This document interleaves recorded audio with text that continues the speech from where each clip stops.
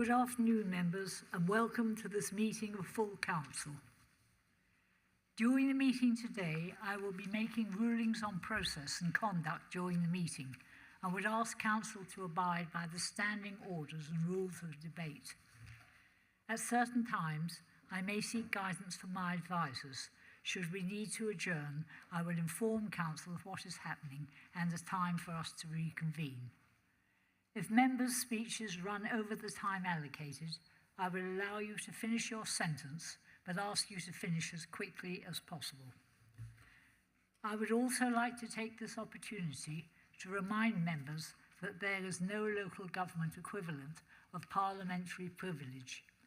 Members will therefore be liable for any defamatory statements they make. If you wish to speak during the meeting, I would ask that you raise your hand and wait for me to invite you to speak. Please raise any points of order verbally. I will then pause the meeting to deal with the point of order.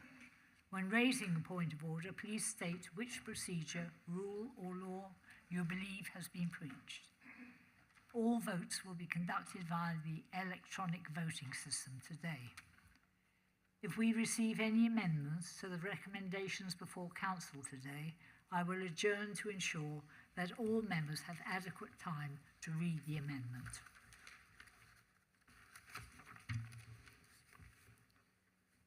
I move to item 1, apologies. Are there any apologies for absence? Thank you, Lord Mayor. We've received apologies from Councillor Rebecca Smith, Councillor Carol Ney, Councillor Jemima Lang, Councillor Lauren Macleay, Councillor Zoe Riley, Councillor Sarah Allen and Councillor Chip Toffen. Can I ask, are there any further apologies? Lord Mayor, Councillor Chip Toffen, please. I thought we had. Thank you.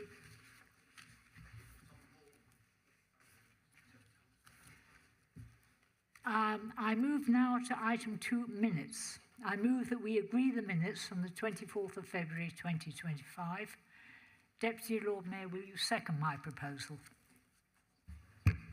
I second your proposal, Lord Mayor. Thank you. Does anyone else wish to speak? Thank you. We'll move to the vote now. Please vote using the buttons on your unit. Green for in favour, red against, and amber to abstain.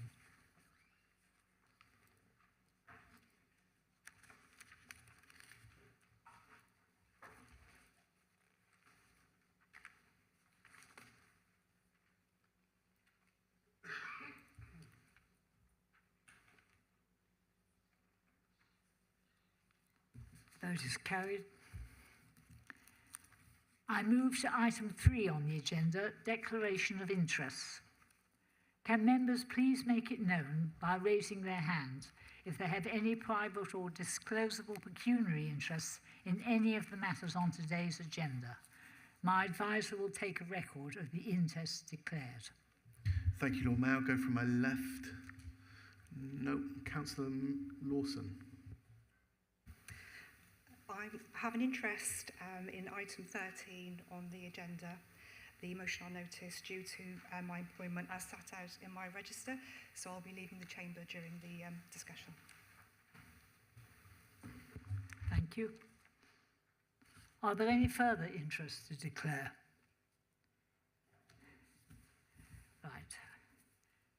Councillors, at this point, I would like to move a procedural motion to suspend Appendix 1, Rules of Debate, 5.1 of the Constitution, to remove the limit on length of speeches of group leaders and the proposed summation in relation to item 9, Plymouth City Council Local Government Reorganisation Interim Plan. In addition, I would like to suspend standing orders for the Chief Executive to introduce the report for item 11, Senior Management Structure. Deputy Lord Mayor, will you second my proposal? I second your proposal, Lord Mayor. Thank you. We'll move to the vote now. Please vote using the buttons on your unit, green for red, red against, and amber to abstain.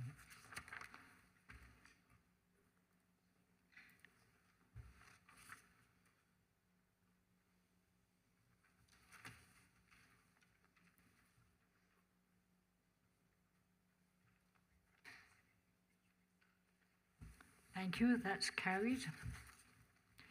I move to item 4, appointments to committees, outside bodies and council, proportionality. There have been no changes to committees since our last meeting, so we will move on. I move on to item 5, questions from members of the public. There are 2 questions from members of the public today. The first question was from Mr. McClellan, who is unable to join us today. The response will be entered into the minutes and sent to Ms. McClellan. The second question concerns training for housing officers. Ms. Wilkins, would you like to ask your question? She's not here, Lord Mayor, so it's the same as Mr. McClellan. Sorry? She's not here, so it'll be the same as Mr. McClellan. Right, I beg your pardon. I've just been informed she is not here. So as with Mr. McClellan, her answer will be entered and sent to her. Thank you.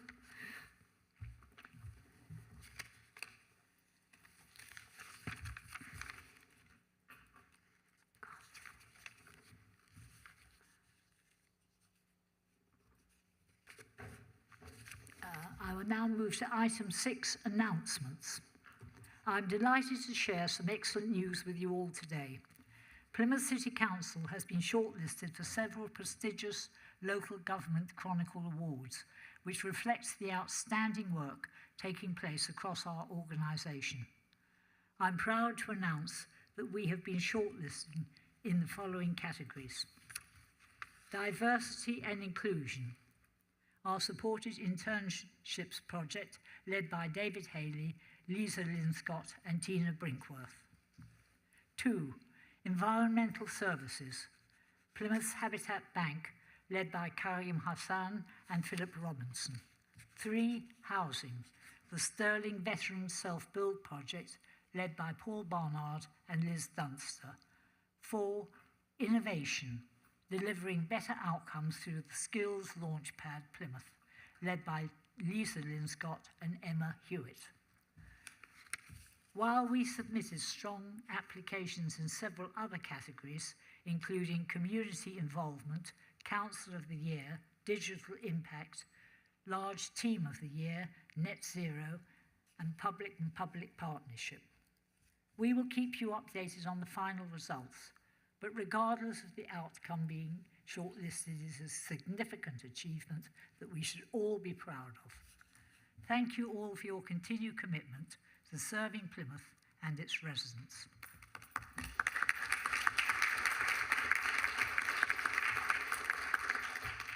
I will now move to the well to present an award.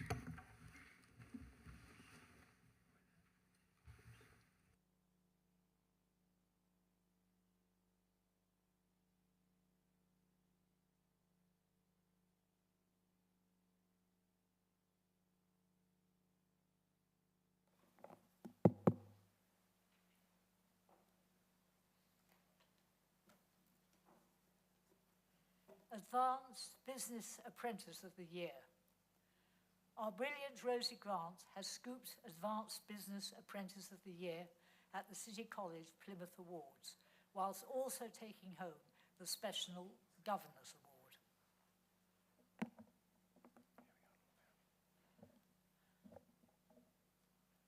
I hope that's better. Rosie joined PCC in October 2023 as a Business Administration Apprentice in the Executive Hub team. From the outset, Rosie demonstrated exceptional teamworking, communication and initiative skills, and is always keen to support her colleagues and introduce new ways of working. Rosie has excelled at her coursework, always being ahead of target and achieving an outstanding quality of written assignments. In recognition of this, Rosie was awarded Advanced Business Apprentice of the Year at the City College's Apprenticeship Awards. At the awards evening, Rosie was also presented with the unexpected Governor's Apprenticeship of the Year Award for her exceptional professionalism, initiative, and technical expertise. Congratulations, Rosie. Your recognition is truly deserved. Please join me down here so I can present your award. Where is she? Oh, here.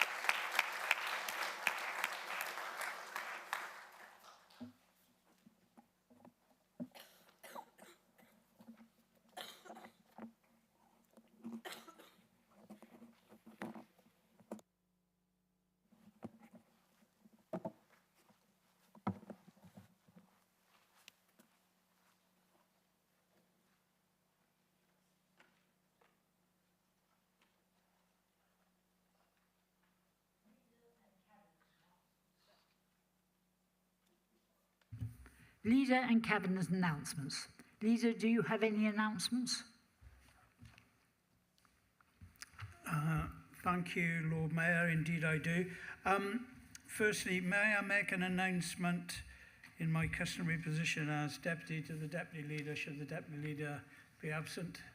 And if I could just make an announcement that Jemima would have made had she been able to be with us today.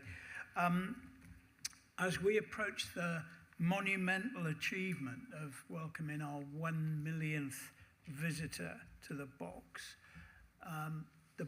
continues to go from strength to strength, providing cultural and historical events for the residents of Plymouth and visitors to the city. So I'm delighted to provide some statistics around visitor numbers over recent weeks, which I think the Council might be interested to hear.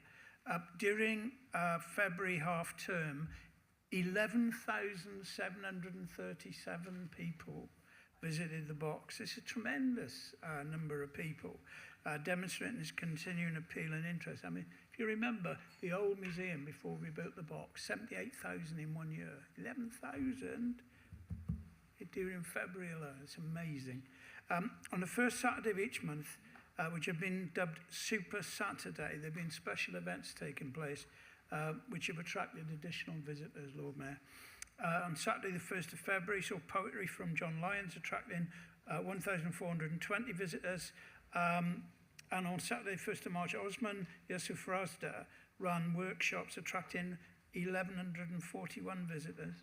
Super Saturdays are planned for the coming months ahead as we head into the summer.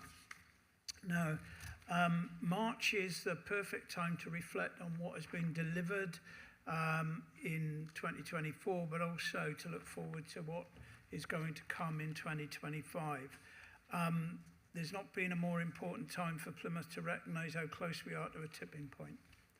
An economic transformation in the city's economy with a 10-year pipeline of 8,000 jobs and £6 billion worth of investment. And yet at the same time, there's more risk with changes in local government.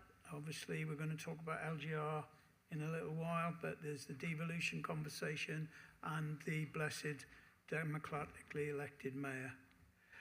Now, more than ever before, it's important that we hear our voice of business as we continue to stay on track. And it was a real honour to have been able to be at a hastily convened but perfectly formed round table with the Chief Secretary to the Treasury, Darren Jones, who was in Plymouth a couple of weeks ago. And I met with him and a number of business leaders to talk about issues around Plymouth, and it was a very, very good conversation. I was able to talk to him at length about the Devonport project, in particular, the Growth Alliance Plymouth, which he was very interested in hearing about, and I'm hoping that the message has been sent loud and clear to the heart of the Treasury as a result of that conversation. I keep reading on the hallowed pages of Plymouth Live that nothing much is happening in Plymouth, and that things like our newly launched economic plan are so much smoke and mirrors because nothing ever happens in Plymouth. So I just thought, I know I'm beginning to sound like a broken record here, but I'm beginning to worry that people aren't hearing what we're saying about what we've done. So in an effort to be heard, I'm going to go and say it once again. In the past 12 months, this pipeline of £6 billion has been assembled. The jobs pipeline that we talked about of 8,000, the funding secured of 102 million. Just to say that that funding is made up of the levelling up funding of 19.9 million, 25 million Freeport seed capital, 7.5 million of Innovate UK funding and 26 million pound of national lottery funding, all coming in. Capital investment on the back of that, 280 million pounds of investment. Highlights of that, Millbay Port.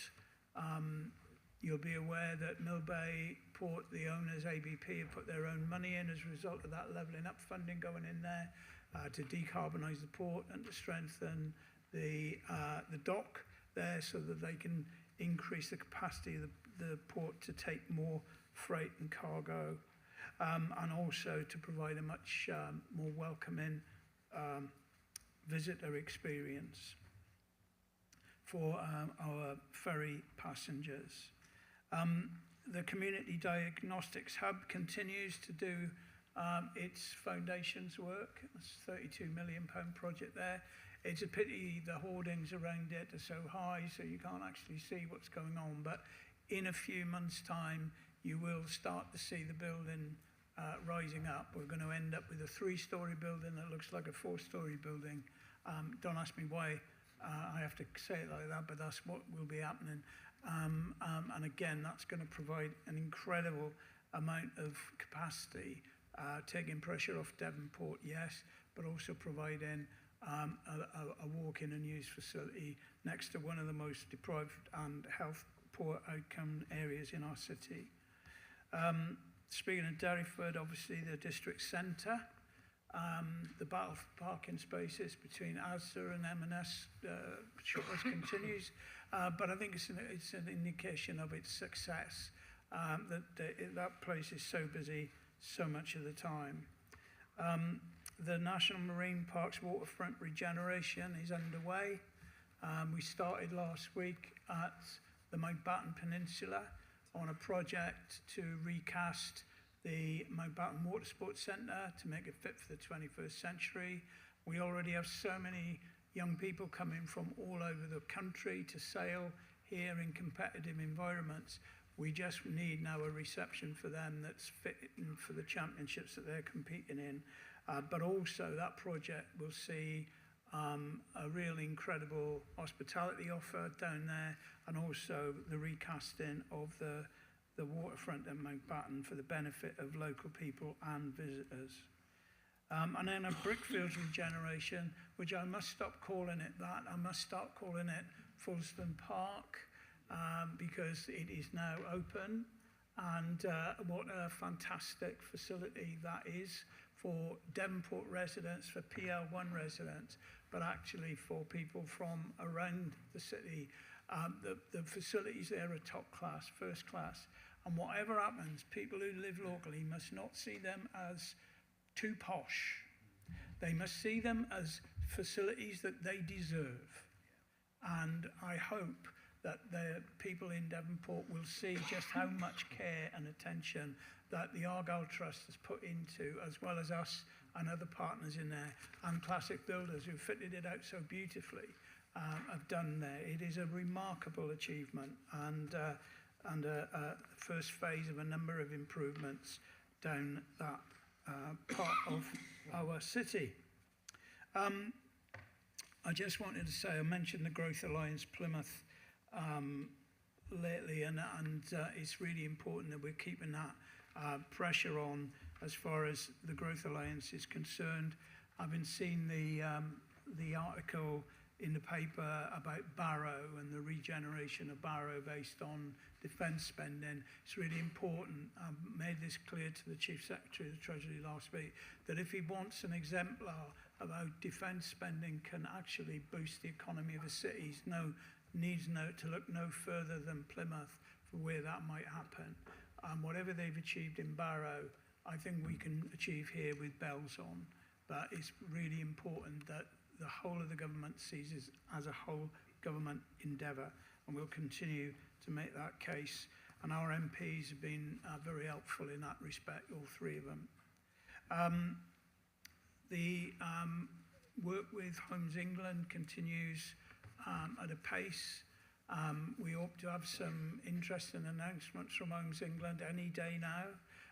It's been very frustrating not being able to announce things that I know will be of interest to this council, but what I would say is that the plans that we have been making for our city in partnership with Homes England are going to come to fruition very, very quickly indeed.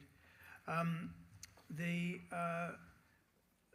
City Centre Business Improvement District ballot, as I reported at a recent council event, is actually was overwhelmingly positive. And one of the things that I'm looking forward to most is some of the changes that we are making in the city centre actually in large measure are designed to help promote business improvement district businesses. If you think about what we're doing in the Guildhall at the moment with the refurbishment there, which will provide an absolutely amazing facility in the heart of our city centre for cultural industries. I'm really excited about the work that's going on there. It's taken a little longer than we thought because we've recognised that a number of things in the Guildhall weren't in quite the condition that we thought they would be. So electrics and roof being two of the big ticket items. But we're continuing to make good progress on them. So I mentioned earlier on that we had a big day at the office last week at the Cabinet. We adopted 3 amazingly important documents and plans. First was a new 10-year economic plan for the city. Not the city council, the city. Obviously driven by officers of the council who've worked enormously hard on it, but also it's been developed in partnership with our business community. And we have a number of important business people in the city who are going to help us with delivery on this plan. So as well as having individual cabinet members supporting the key themes, we also have business people who are actually going to be sitting alongside them helping with that. And it was great to have a couple of those partners with us as we launched last week. For example, Richard Davis, the new VC from, well, he's as he's fond of telling us, so he's been here for quite a few months, so we can't call him new anymore.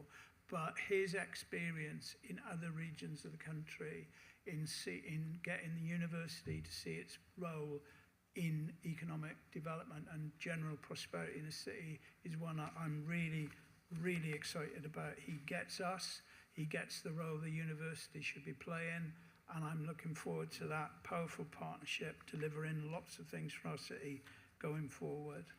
But I just wanted to make sure that the council I was aware of that plan and has seen that plan. It's on the website. Please have a look at it. Please familiarise yourself with it. Contains so much excitement.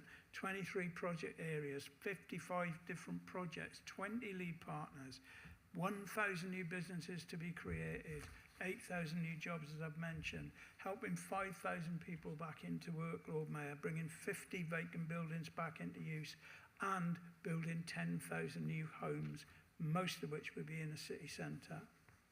So it's really exciting what's going on. We will be going to the UK Reef exhibition in a few weeks' time. Tracy and I will be there, Matt Ward will be there, and a few other people will be working with the Great Southwest Stand to set out our wares to an investment community that's becoming more and more aware, more and more excited about what's going on in Plymouth, and we hope to lasso a few people to bring to bring into Plymouth. But I think it's important. I explained to the business community last week at the Plymouth Area Business Council, you know, as well as that economic plan, we also launched the first ever port strategy for the city, 4 ports in this city, and for the first time ever, a strategy to enhance and build upon their work, and also a cultural industry strategy. You know, Plymouth is one of the hidden voices in creative industries in this country, but it's really important that we get hold of this.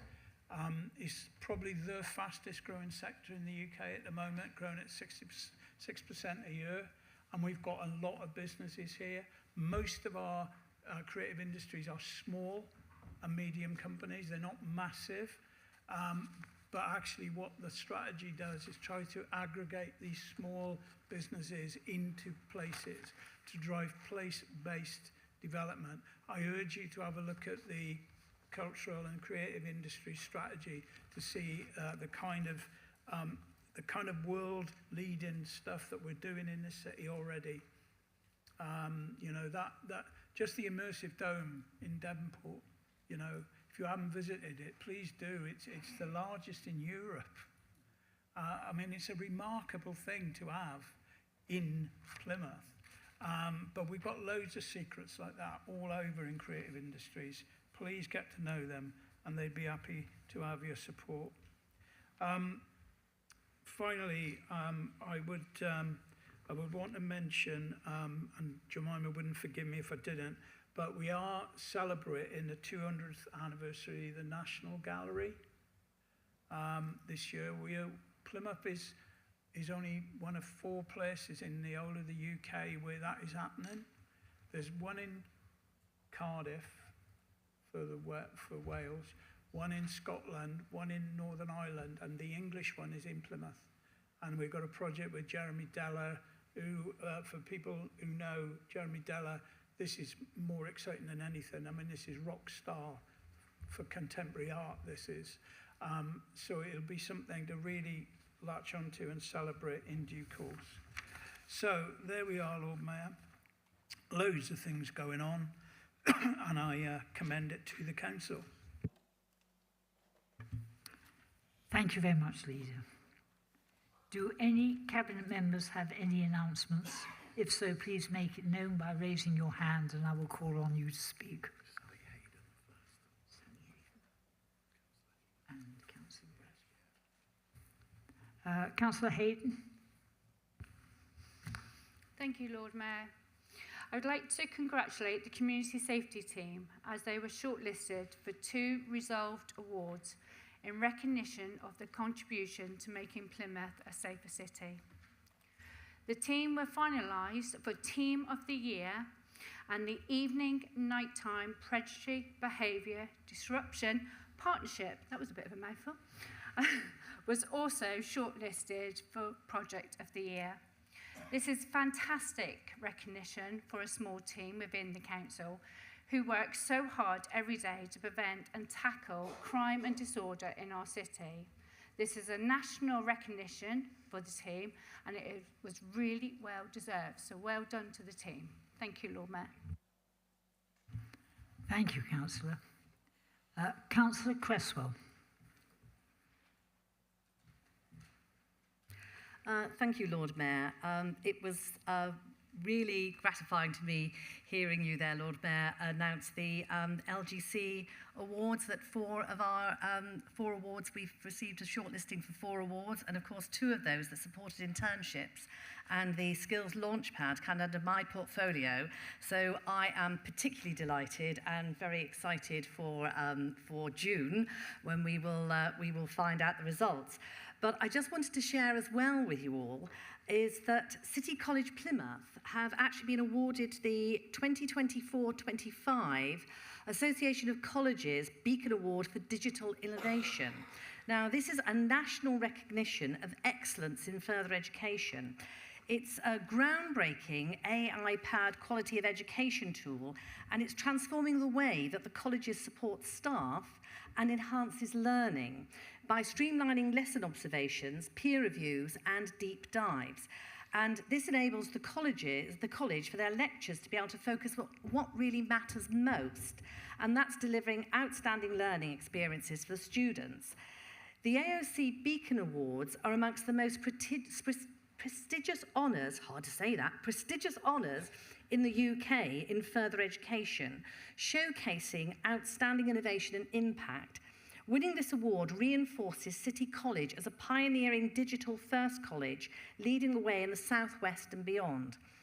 And this recognition isn't just about the college, it's about the positive impact that this will have on Plymouth and the wider region.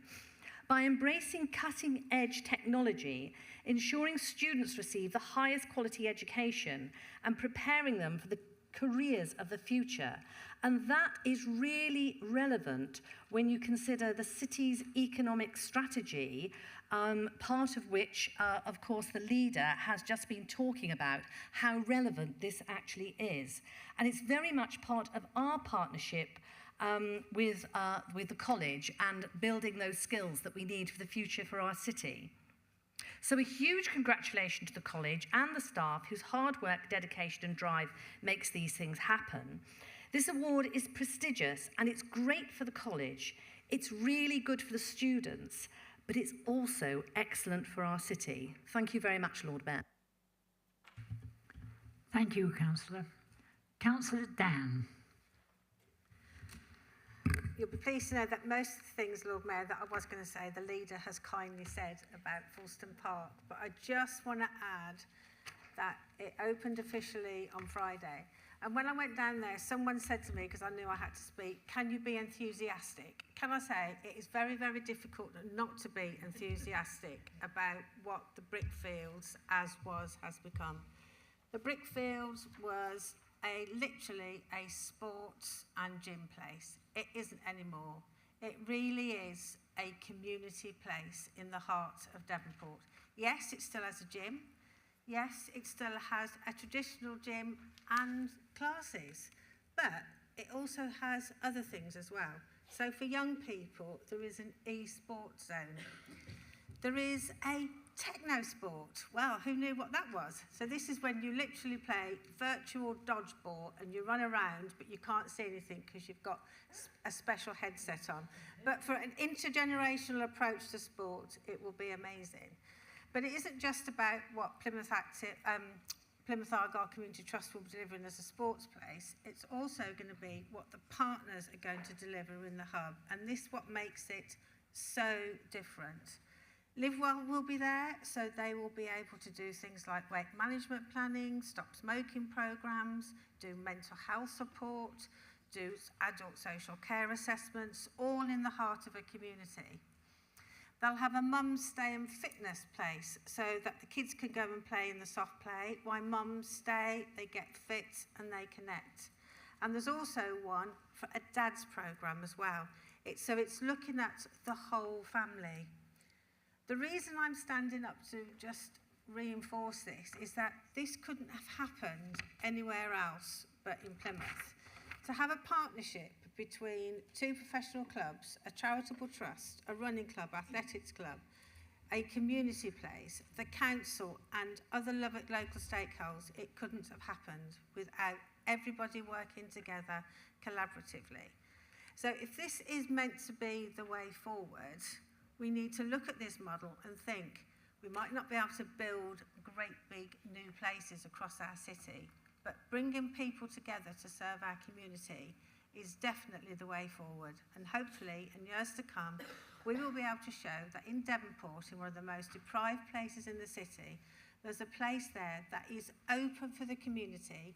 Devonport Community Leisure will be the community engagement people there, putting all their faith into this and be able to move that community forwards. And it's something we should all be very proud of. Thank you very much. Are there any cabinet mayors or chairs of committees who have any announcements? No? So I'll move on to item 7, which is the Net Zero Action Plan.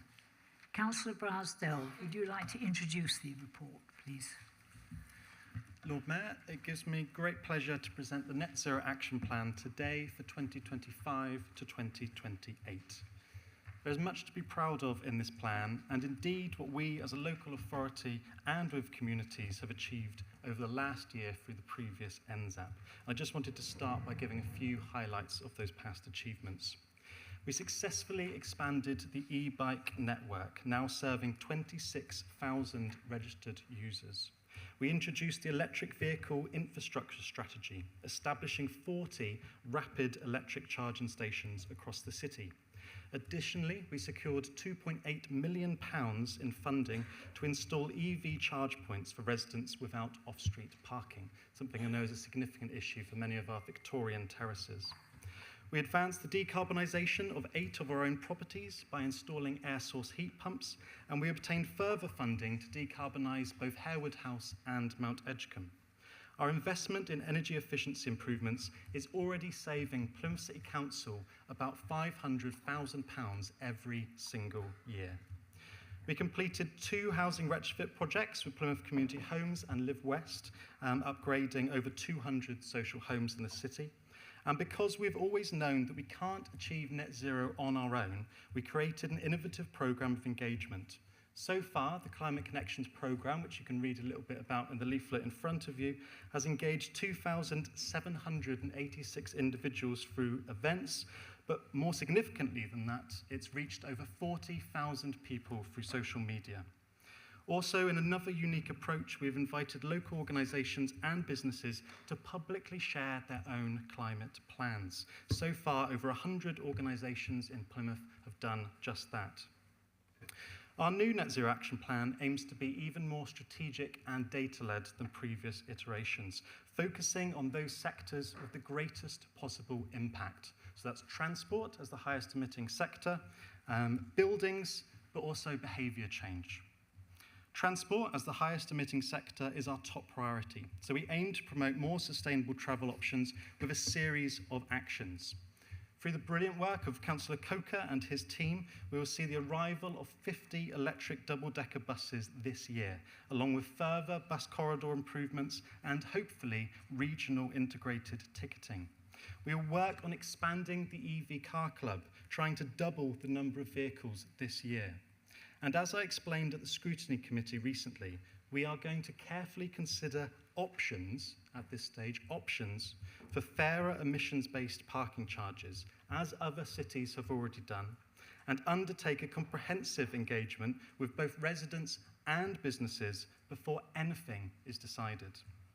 On to the second area of focus, the decarbonisation of buildings and of energy. We will begin the delivery of the externally funded £400 million heat network. I'm proud to say that Plymouth was recently shortlisted as one of only 6 towns and cities in the UK to form the first heat network zones, which will channel huge resources to this city. We will support the development of an innovative data centre at the Life Centre to sustainably heat the swimming pool. So you could look at it that each click will heat the pool that we all enjoy as families here locally. And across the city, we'll deliver new housing retrofit schemes, seeking further funding to improve hundreds of more social homes. The third area of focus is behaviour change. We will continue our collaborative working with the Plymouth Net Zero Partnership, Plymouth Growth Board, and others. We will be recruiting recycling officers as part of the street services restructure to improve recycling and reuse rates. And Councillor Evans and I are also keen to support Altilium in setting up the UK's first commercial end-to-end waste recycling plant for EV batteries here in Plymouth. I hope that all of that gives members a sense of how the Net Zero Action Plan will benefit not only our environment, but also local people and our economy. It's not a quick read. The document is full of scopes, of tonnages, of percentage changes, and of strategic leaders. However, if you look beyond the numbers and the management for a moment, what all of these decarbonisation actions essentially mean is cleaner air, warmer homes, healthier lives, new jobs, and lower bills. Lord Mayor, I formally move the recommendation that the Net Zero Action Plan for 2025 to 28 is both supported and endorsed by Plymouth City Council. Thank you.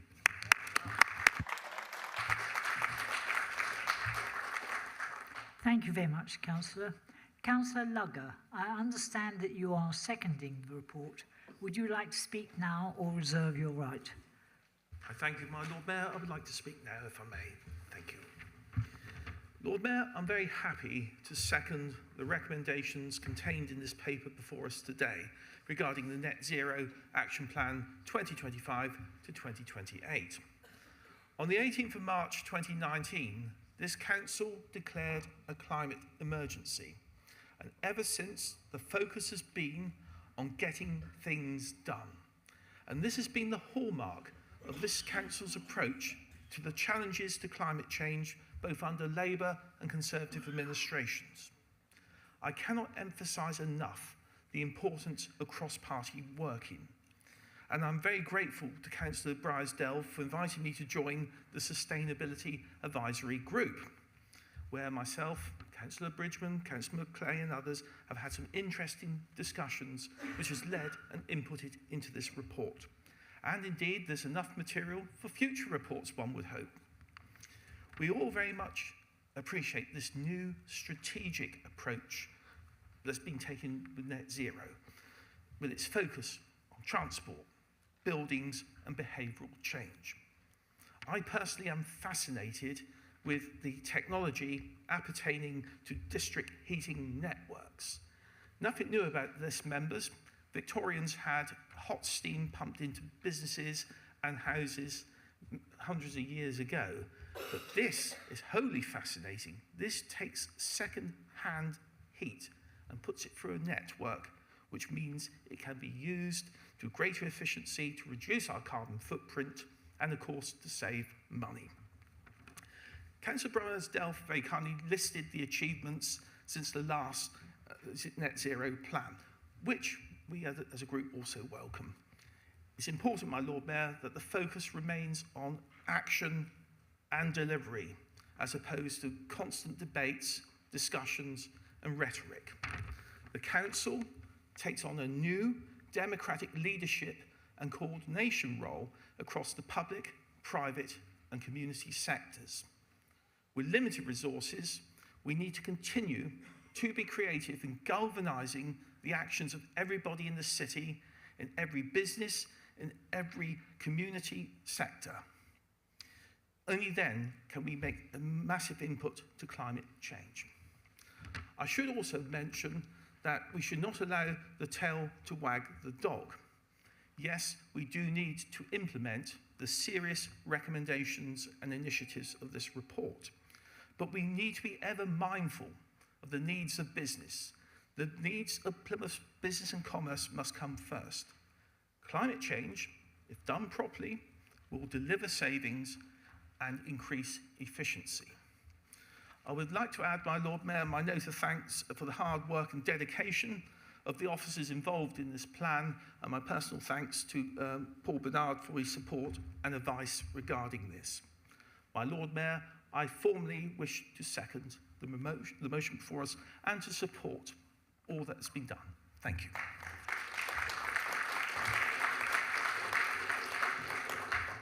Thank you, Councillor Lugger. Councillor Rickers, have you done for comment? Thank you, my Lord Mayor. Good afternoon. Is it me or is it getting hotter?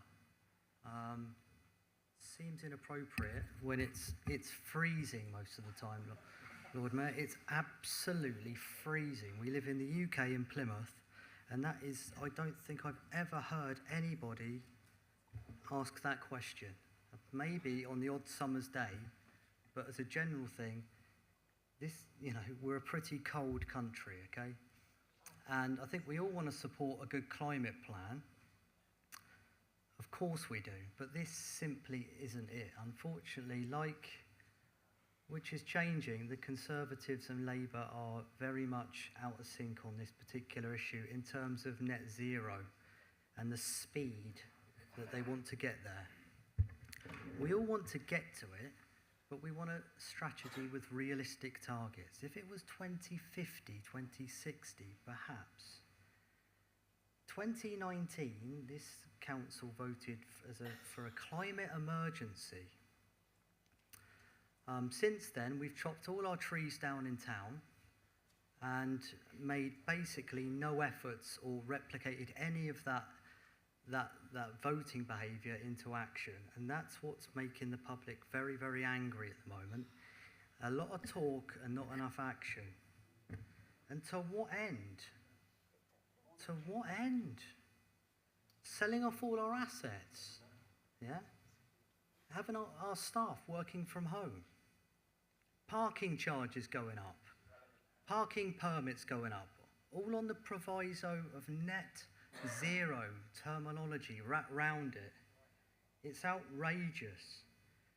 Electric car bays being installed throughout my community at the detriment to local people. Okay? We're making life difficult for people unnecessarily. We're making them cold and poor. And I am not going to vote for anything that makes my residents cold and poor.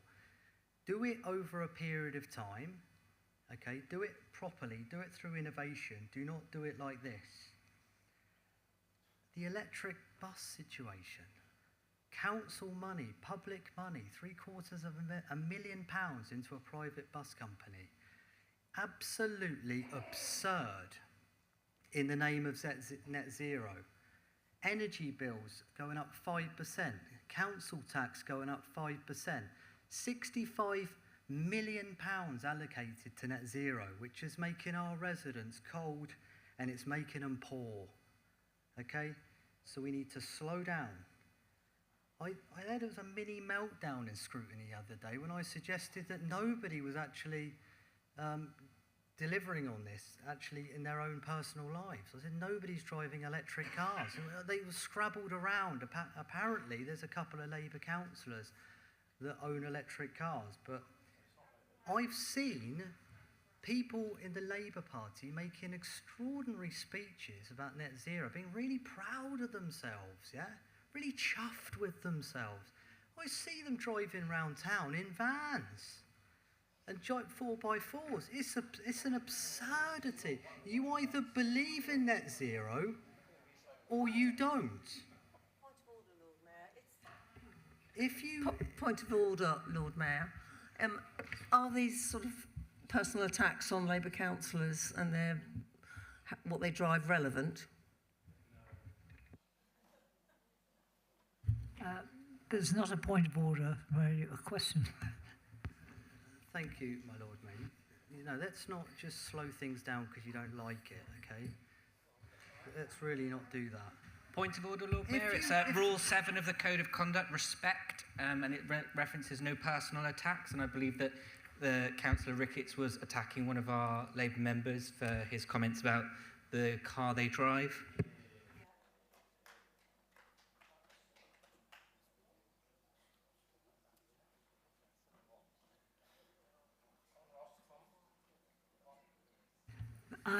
The process for making a complaint is to approach the monitoring officer.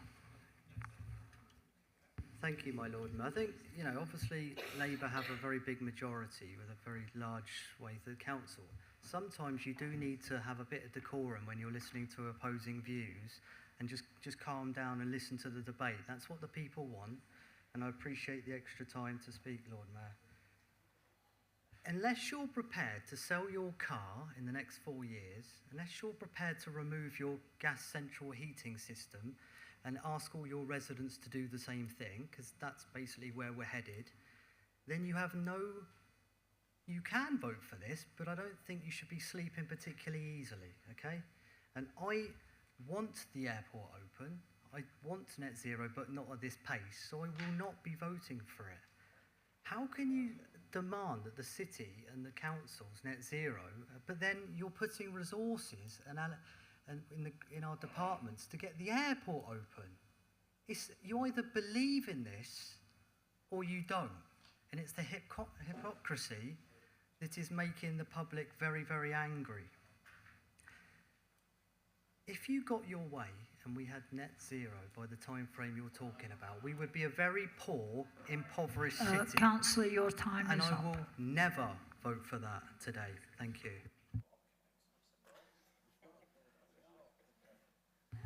Thank you. Councillor Finn, I have you next. Just 1 minute. Thank you, Lord Mayor. Right, please carry on. I think it's fair to say this is a nuanced argument. I appreciate the sentiments and thrust of net zero till 25-28 and broadly agree with most of what's contained in the paper, but there are a couple of points to reflect on. The need to clean up the environment of plastics, reuse, right to repair, produce cleaner and more cost-effective energy to the public and using the most up-to-date technology is most important. But this can only be done with fossil fuels. Road tarmac, synthetic clothing, how many people have got suits on that are synthetic? Plastics and chemicals, and so the list goes on. At a time of alarmingly high energy prices, retrofitting property in new builds with solar and storage, whether it be industrial or private, is a good thing. But the drive to untried, expensive heat pumps is not. If they were economical, practical, and within the average household's budget to fit, they'll be flying off the shelf. The truth is, if you speak to most engineers out there, they're not. And they certainly don't provide savings, only a huge cost. There is no countrywide strategy to provide standardised connectivity, such as USB for vehicles, meaning we could be wasting millions of pounds trying to accommodate multiple plugs and charging systems such as AC, DC, kilowatt hours. What will win through? Betamax, VHS? Scenario all over again. We feel the paper presents a backward step in regard to electric buses. Councils and operators throughout the country, general comments suggest they come with huge costs, risks of lithium, range operating environments, etc. On average, £500,000 a unit, twice the cost of a diesel. What is most worrying is that the hydrogen technology exists. We invented that, and without it, the Americans would never have sent a man to the moon. It was the hydrogen technology that allowed for that.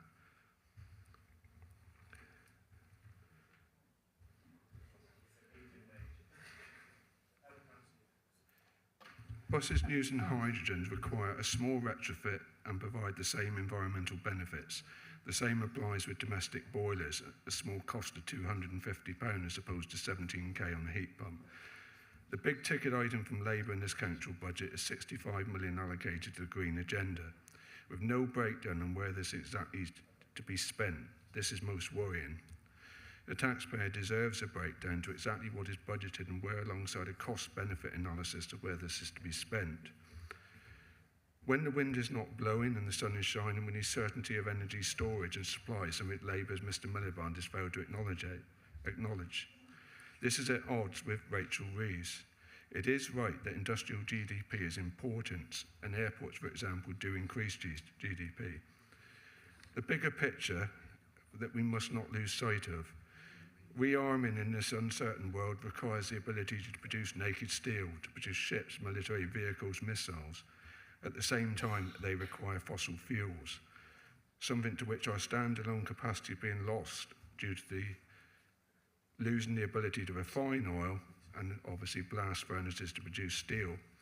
Worse still, the Lincolnshire oil fields, gas fields would have produced 135 billion to Britain's GDP. Now, the council has provided a massive boost to one private bus company.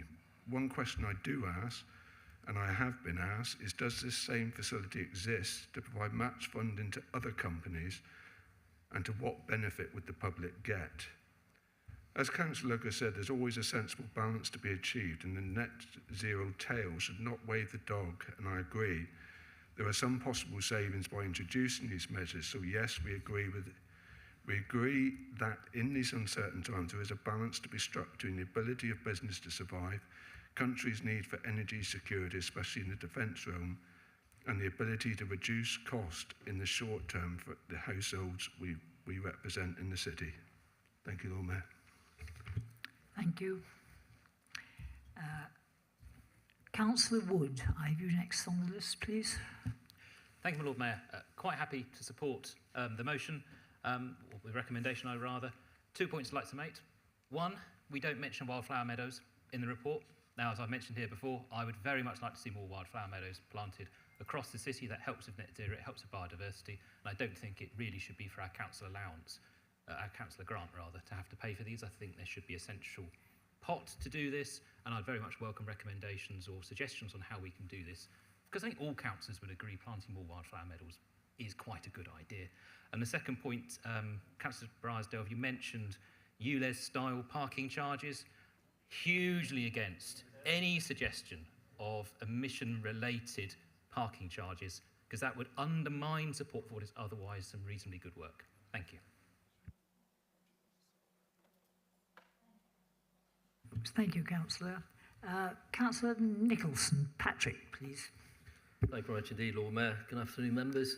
There is an element of the net zero plan that is very commendable, and I would like to, as a Plympton councillor, particularly welcome the good work at Harewood House, a vital public facility in Plympton used by many in the local community, and it's good that we're endeavouring to invest to reduce, obviously, climate change and reduce costs for keeping that facility in operation. It was only a few years ago, certain people were considering possibly closing it, so that's to be welcomed, and we very much look forward as Plympton councillors to be kept informed of the implementation of the project during the course of this year. I think the salient point that Councillor Ricketts has made in his contribution to the council this afternoon is the impact on the cost of living and the general populace at large. Now, even those of us in well-paid jobs can't be disguised from the fact that there are many in our local community who are struggling, keeping their head above the parapet and surviving with all the pressures financially on their households. And so it is regrettable to see the plan identify the potential for emissions-based vehicle charging at the current time. Even though even in theory, we may support such a policy in the future, and I'm not saying I would support it, but I can understand politicians wanting to investigate it and wanting to potentially look at it in the future. But now is not the time, Lord Mayor. We have seen other cities and other communities where their politicians have taken this forward. Plymouth is a working class city. I'm Plymouthian. You only got to look at our council tax from band A and B properties. Our council tax intake on the type of property we have in the city is, I would suggest, below the national average. It isn't good. Anybody that has any substantial wealth tends to live on the periphery of the city and gather their business income from within the city, but live elsewhere. I urge both Conservative and Labour members to think extremely carefully before going down the route of potentially even looking at it sends the wrong sign, and to give very serious consideration and to provide detailed evidence, Lord Mayor, in the future as to what the impact is on the average person in Plymouth. Now, Councillor Larry will tell us what the average earnings are in the city, and I think we all know they're well below the national average. Many people cannot afford to change their vehicles, and I know what some will say in this chamber, that they should either walk or they should cycle or they should catch public transport. But we know in Plymouth, and you know particularly on that side, we've built a crematorium where actually, up until that point, getting from Plympton and Plymstock was pretty much a trip into the city centre to go back out to Plymstock. The public transport options are not as good as they are, say, in London or other larger cities, and therefore it's essential that the ramifications of the policies that we pursue in this plan are realistically assessed for the ordinary person who hasn't got the ability to have all the options that perhaps you and I have today in this chamber. I think it's disappointing that's included because it does send the wrong signal. There is much to be commended in the plan, and I, for one, you know, are heartbroken when I see on television many of the wildlife programs when you see wildlife impacted by climate change. And we've only got to see the news from America, the devastation that climate change is having around the world. That's my personal opinion, and it is important that we protect the environment. But Councillor Ricketts is right. There does need to be an element of taking into account impact on those who are less fortunate to have the options at their disposal, but also to ensure that actually we concentrate on where there is unanimity, a consensus in the community, And certainly we saw the devastation, and members across this chamber won't like us reminding it, but the devastation of the wildlife in the city centre, which set the city centre back 30 years by chopping the trees down and creating the ugly scenes that we've now got back prior to 1985, when much of the city centre in pedestrianisation was greened. So we need to take people with us if we're to achieve this agenda, and I hope Lord Mayor, Cabinet Member in particular, will reflect on this debate and make sure that there is appropriate consultation with ward councillors, all councillors throughout this chamber, before certain aspects will affect our communities are implemented in due course. Thank you. Thank you, Councillor. Councillor Evans. Just wanted to back up what Councillor Brydell was talking about Attilium, who've started, by the way, their recycling journey. I'm really pleased about this.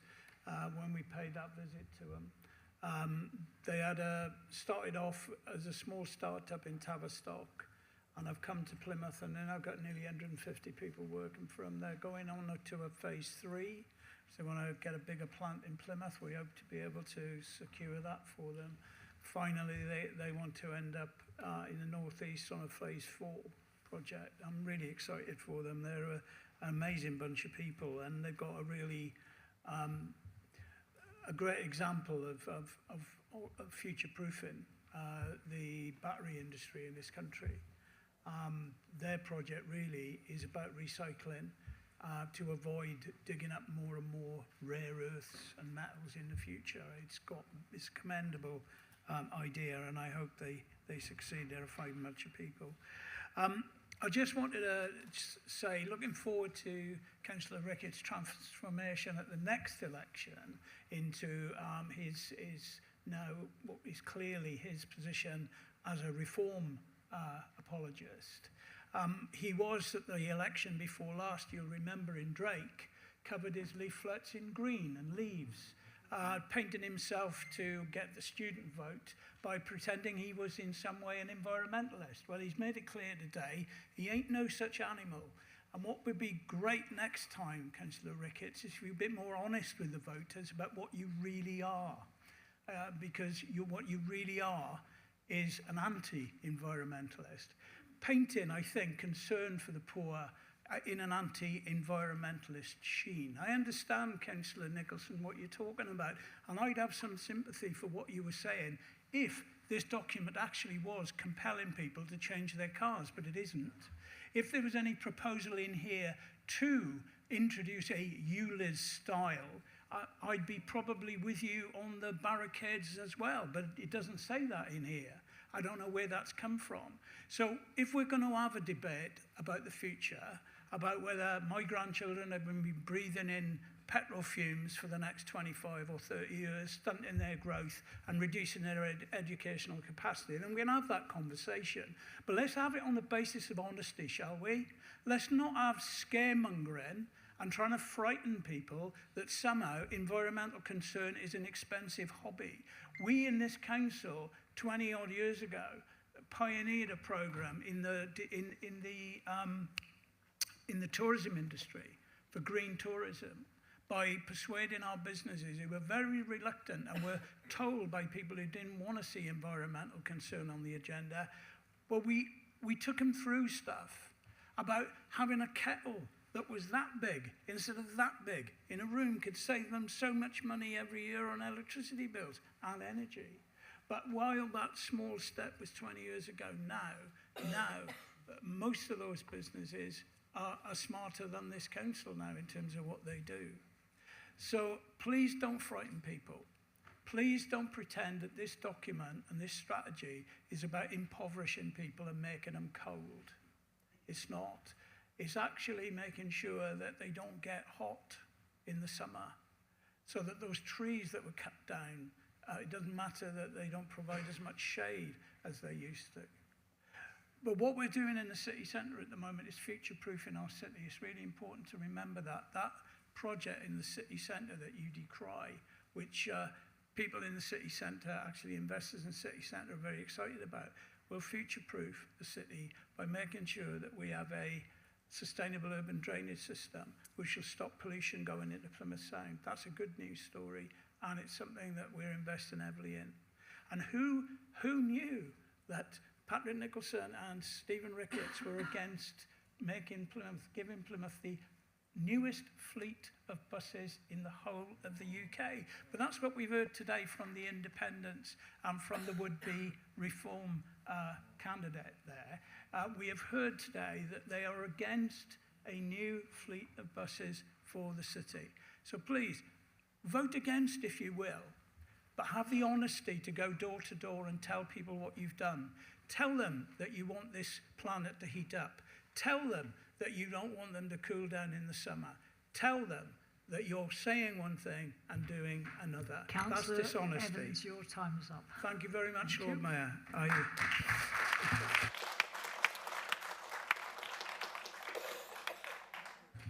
Councillor Matt Smith, please. Thank you, Lord Mayor.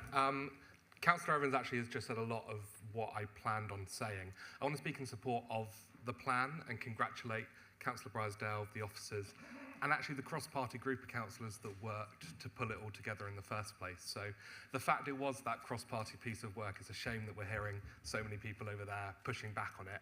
It won't surprise any of us to hear Councillor Ricketts say that the world isn't warming up when all the data says that it is, but we expect that from him. Councillor Wood said about ULEZ charges. Nowhere in this document does it mention ULEZ.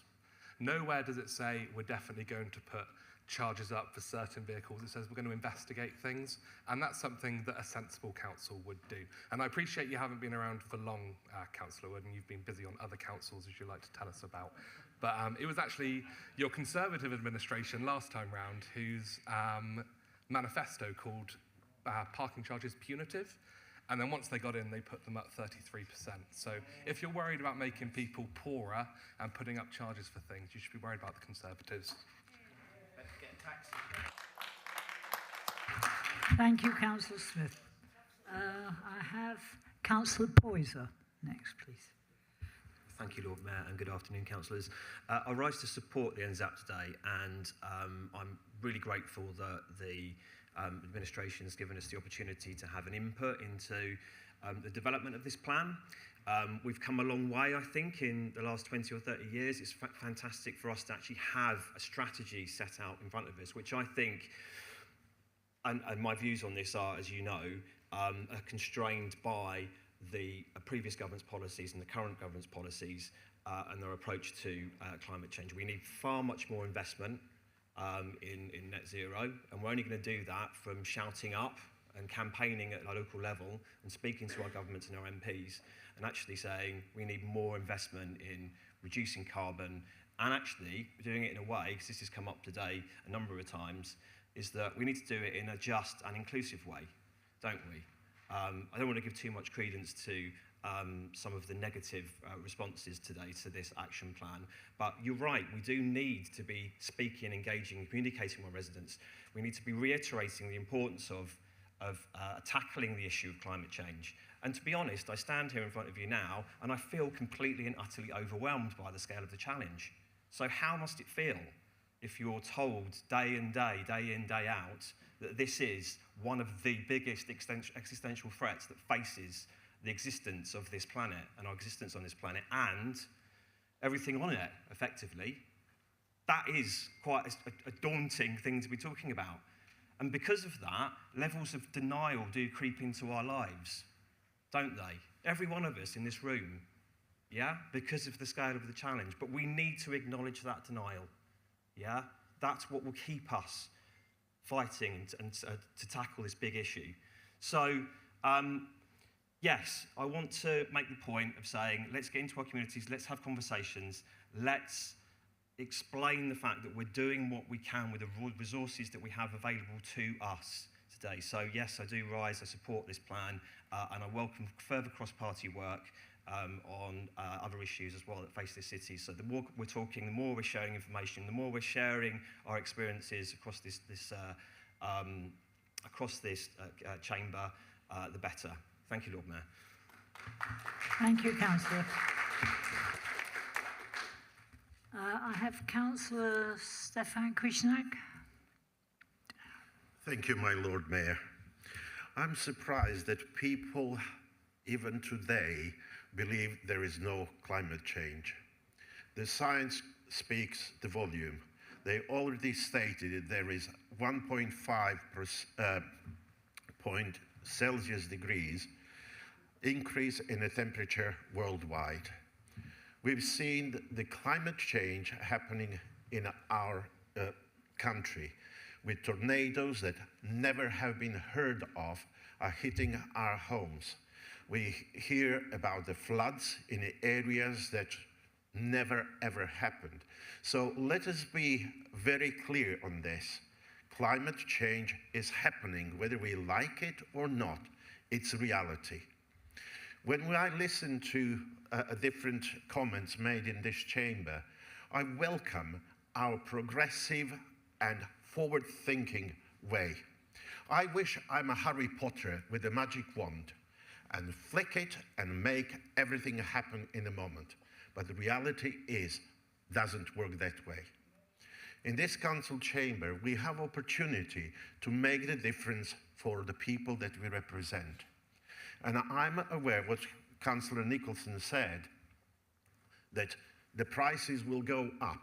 That is the reality of the life.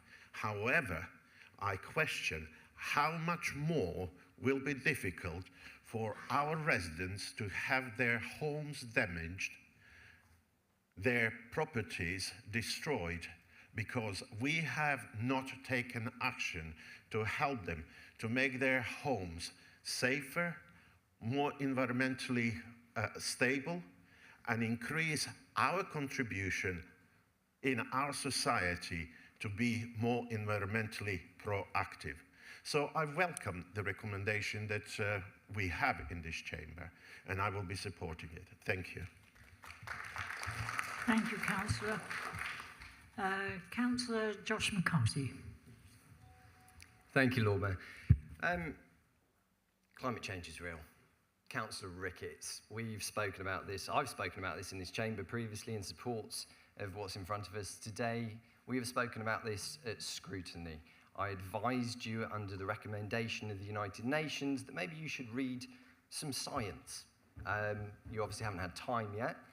Might I suggest in the meantime you get a new thermometer, because yours is clearly broken, which is quite disappointing because you've embarrassed yourself today standing up suggesting that climate change isn't real. So that's a bit of a shame.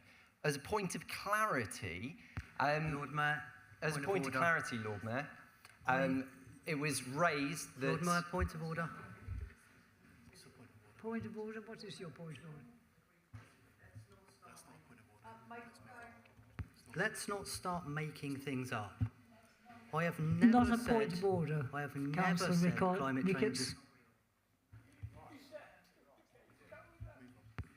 I have never said that. Councillor Ricketts, find that is me the not a quote. point of order. I shall ask Councillor McCarthy to carry on, please. As I say, a new thermometer would probably be a benefit. Could I also point out that Councillor Nicholson raised this point that potentially we should just wait and focus on the economy and other little things? Well, as this demonstrates, net zero can be really positive for our economy. And could I also just follow on the back of what Councillor Evans put forward very concisely? We have no time to wait. Our grandchildren cannot do with us waiting any longer. We have to act, and we have to act now. And as a point of clarity, the van comment earlier was aimed at myself. I do drive a van. I drive that to carry around my daughter who has a life-limiting illness. I am bringing her up to be a climate champion.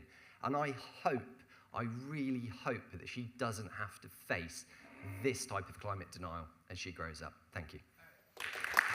Thank you, Councillor. Councillor Pemberley. Thank you, Lord Mayor.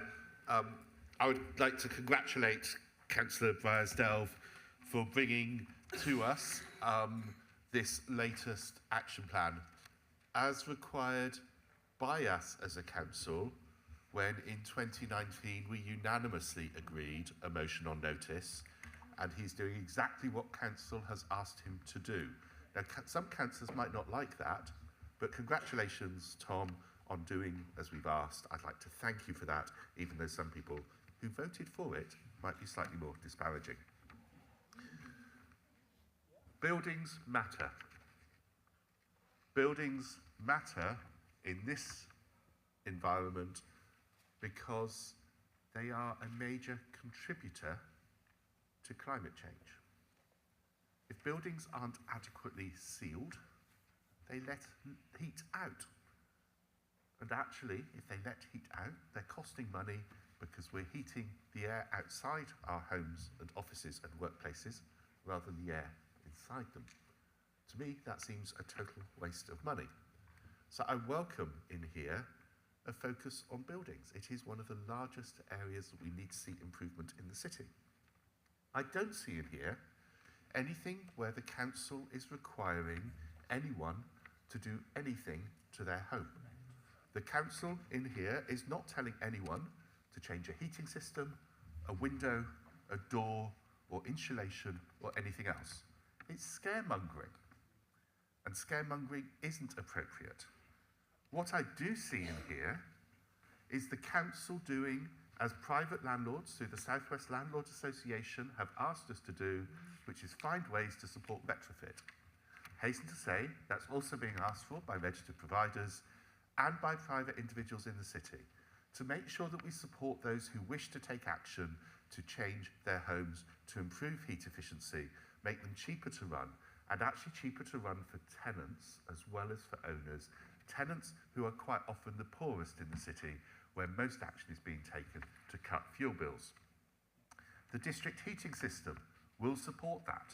In fact, we were having discussions about exactly that this morning and how we can support homes to be connected to the district heating system so that those people in new homes being built within its catchment area are able to benefit from lower heating costs. Surely a good thing for us to be doing. It talks about new build and new technologies. Well, that's something we should be encouraging because it is in line with our own planning policies. I don't think we should be saying to people, don't do all that stuff that's going to save people money because the council's telling people to do it. Actually, our planning policy requires certain things to happen. It's down for that to be worked through planning, and it is. And that's followed up through planning and through placemaking, not only stuff internally, but stuff externally. Stuff like the major sustainable urban drainage systems that are being installed around the city, including in Armada Way.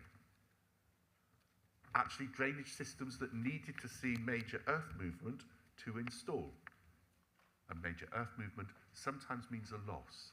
However, I'm sure that Councillor Bryce-Delve will be very happy to talk about the net gain of trees planted in the city, let alone all the other planting that is adding to net biodiversity net gain.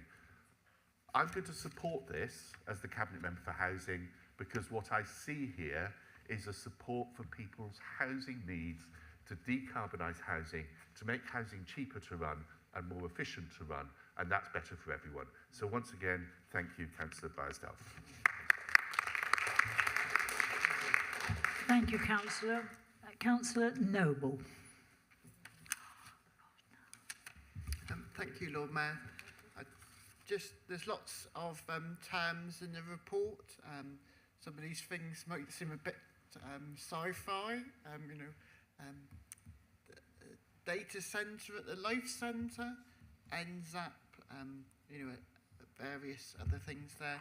But actually, there's lots of this is good because it's there's all sort, as we've commented here, a whole wide range of schemes tackling issues across that provide not just charging people, pricing people out of using carbon things, but actually putting the infrastructure in so people can we can lower the carbon emissions. Recently there was some housing built on the edge of my ward, and those are new houses. They're built with the electric charge points, so people have the choice that they can drive a car. If they can have an electric car, if they want to use it, at air source heat pumps, solar panels, up-to-date insulation. These are all things that would give people the choice. People on lower incomes may not be flying to Bali for their holiday, but actually, people recycle, people, source their clothes and especially children's items at things like car boot sales. So there's a good idea for recycling the children's things when they're finished with. So I think, you know, there's lots of ways that people at all income levels, not just people who are well off, can make some of these choices for altruistic reasons, but our residents, how these things will deliver the benefits for our residents as well. So yeah, look forward to swimming in the warm water at the Life Centre. Thank you. Thank you, Councillor. Councillor Penrose, please. Thank you, Lord Mayor. In a way, I'm following on from Councillor Noble here, because I did want to mention the role the community is already playing in this and what everybody is doing in their different communities. Nearly a year ago, I had the pleasure of organising a Compton Ward activity to look what we as residents in just one locality could do for net zero. And we came up with all sorts of ideas. I've been trying to follow those forward, and with lots of support from other people. It's there, it's in the community, it's bubbling up. And I'd just like to report that last week, one of these ideas, which was to have a Compton Repair Cafe, came a bit nearer fruition. I know there's a wonderful one in North Street, and there's others in the city. But there was a particular desire. People were saying we'd like one more locally, because then you can carry your toaster or your coffee machine or your anorak that needs a patch. And I was just so thrilled that people came along and had a meeting and said, what can we do? So that's going ahead. So I just want to say that it's not just the council and these big issues, these big figures. There's lots of lovely things happening. And just if I could ask, if anybody knows any fixers, any wonderful, skilled people who would like once a month to come along and fix the toaster or fix the radio, fix a printer, even maybe darn a sock, or just have a cup of tea, that would be wonderful. Thank you very much. Thank you, Councillor. Right, that ends my list. So, Councillor Brydesdale, would you like to sum up? Hard to know how to sum up. It's quite a diverse debate. I'd started off by noting down thank you to everyone's contributions in today's debate, but I should probably briefly touch upon Councillor Ricketts. What you've said in the chamber today, like you've said on previous occasions, is shoring up climate denialism in this city. Before, I've tried to calmly rebut individual points. It's relatively straightforward to do so with the universally accepted science that is available, but I'm not going to waste my time today in doing so. I wanted to refer to a few other individual comments as well. Councillor Finn, you mentioned heat pumps.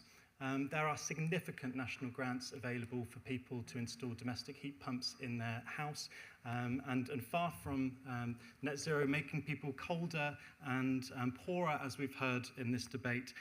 There are various ways in which the council has tried to support people financially. I myself was knocking on doors of Plymouth Energy Community very recently, a couple of months ago, encouraging to take up to £20,000 of funding freely available to them from a national government grant that we were channeling through the Homes Upgrade Grant 2 programme. That would make both them better off and their homes warmer. It's really important that we acknowledge that. Councillor Finn, you also mentioned Zebra, the zero emissions buses. This is not public money in the simple way that it's been represented. There was 750 grand of SIL money, which comes from private businesses, and the council can reinvest in other areas. That 750 grand unlocked over £30 million of investment from private transport companies, but also the national government, for, as Councillor Evans very clearly said, an exciting new fleet of buses. So even if you have zero interest in net zero, I'm sure most people in the public would be pleased to see more efficient, more modern buses coming to this community. Councillor Wood, you mentioned wildflowers. I love wildflowers, but this wouldn't be the appropriate document for them. This is about decarbonisation. We've had engagement this year and will continue to do so on the Plymouth Plan for Nature and People. I'm sure flowers and different types of planting will feature in that. I'd encourage you to feed that in. We've also secured tens of thousands of pounds of national money, which will be channeled specifically towards flower planting on popular roundabouts this year. So you'll see that on the ground. There's always opportunities for councillors to do more through community grant, but we will certainly be doing our bit through central spending as well. I need to talk on some more general points as well before my time runs out. So I'd like to thank the Scrutiny Committee, the Natural Infrastructure and Growth Scrutiny Committee, who endorsed this NZAP at the committee stage on the 12th of February, but also to several local community groups who have given so much time and effort to share their views and their ideas, including Climate Action Plymouth. I'm glad to see a couple of people here today from that particular group. I'd like to say my thanks on a cross-party basis. I don't know if today was the best example of cross-party debate that we've ever seen in this chamber, but in the group which I set up, the Sustainability Advisory Group, I've invited representatives from every group in this council to contribute positively away from this chamber, to go through ideas that we're putting forward, to suggest ideas of their own, and to debate things fairly and based on evidence. And thank you to Councillor Lugger, Macleay and Bridgman for their positive involvement in that. I want to thank my Cabinet colleagues for engaging in many of the actions that will be their responsibility to deliver, and in particular to Councillor Lowry, who support an increase in the ratchet for the Climate Emergency Investment Fund, which allows us to make a lot of the savings that we do through net zero investment. I would be remiss if I also didn't take this opportunity to thank Emmanuel Marshall, our low-carbon city officer, who really has done an amazing job working tirelessly and often tenaciously across the whole council, across departments, and with many external partners, whilst arranging the administration of this document. I also hope members have had the chance, if not already, to see our Climate Legends films, which are going to be shown today in the reception room. Incredible stories from young people, from local community groups and businesses showing what they are doing for decarbonisation. And I wanted to end on this, which I think links up very nicely with what Councillor McCarthy just said.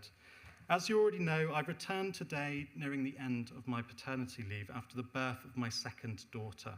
Whilst I've tried in that special time to focus on family, a thought has continued to haunt me. We might talk often about how climate change is already impacting us here in Plymouth, but it will be the next generation that will be hit far harder. I know my daughters will grow up wanting to know how leaders locally and nationally stood up for their bit. So whether you're a parent or a foster carer, a grandparent, an uncle or an auntie, a godparent or a family friend, I hope we'll all bear those children in mind when we vote today. Thank you.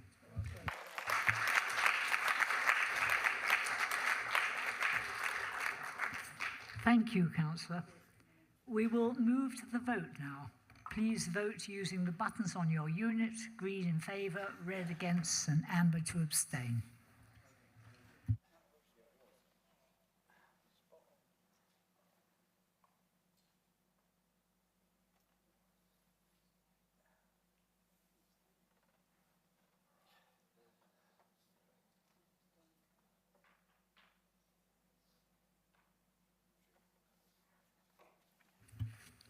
Thank you. The motion is therefore carried.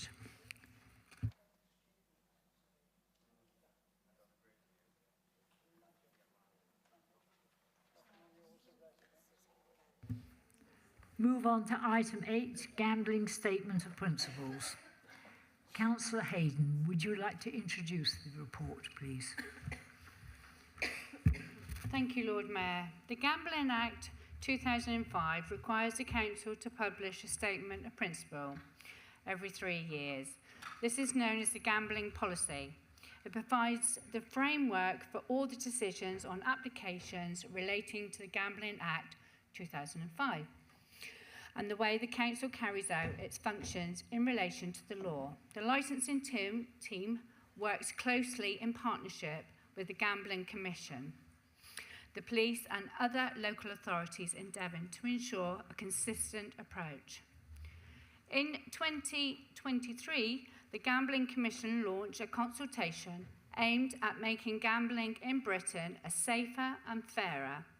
Their aim in the review was to ensure a correct balance between the regulation and protecting people from potentially life-ruining effects of gambling-related harm, whilst respecting the freedom of adults to engage in a legal leisure activity.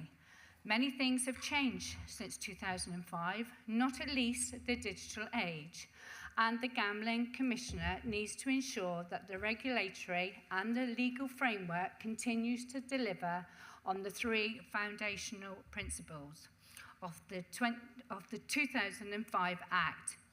Children and vulnerable people should be protected. The sector should be fair and open, and the gambling should be crime-free. Following the review of the local authorities are expecting a significant change to the statutory guidance issued by the Gambling Commissioner. The licensing team delayed review of the current policy in its expectation of the new guidance. However, the Gambling Commissioner has confirmed that they are not ready to release the guidance yet. Therefore, the attached policy has been reviewed in line with the current guidance, as there is a comprehensive review of the policy in 2022. The only changes at this time are to amend the dates of the policy and the update of the contact details in the responsible authorities.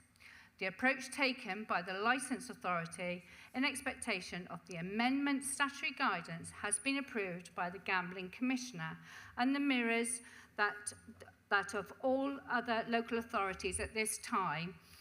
Although the policy is dated January 25, the existing policy remains enforceable until the Council adopts the updated Statement of Principle. However, today a further comprehensive review will be undertaken on the release of update of Gambling Commission guides expected before the expiry attached proposal policy. A consultation took place and stakeholders affected the council administration of the Gambling Act functions. There are no objections or reasons to update the policy and the approach that the licensing team have taken. The existing statement of principles is dated the 30th January 25. Therefore, the updated policy is urgently required so that the council can continue to administrate the legal function. However, the current policy has remained enforceable until this review is proven. Thank you, Lord Mayor. Thank you, Councillor Hayden. Councillor Hendy, I understand that you're seconding the report. Would you like to speak now or reserve your right? I'd like to reserve my right, please, to speak. Thank you, Councillor. Are there any further comments?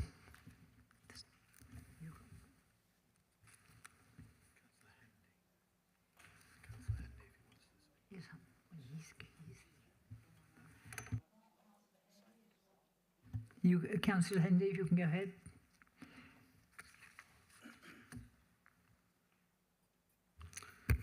So really welcome this report and all the work that's gone into it. As chair of the licensing committee, I'm happy to vote for it in its current form.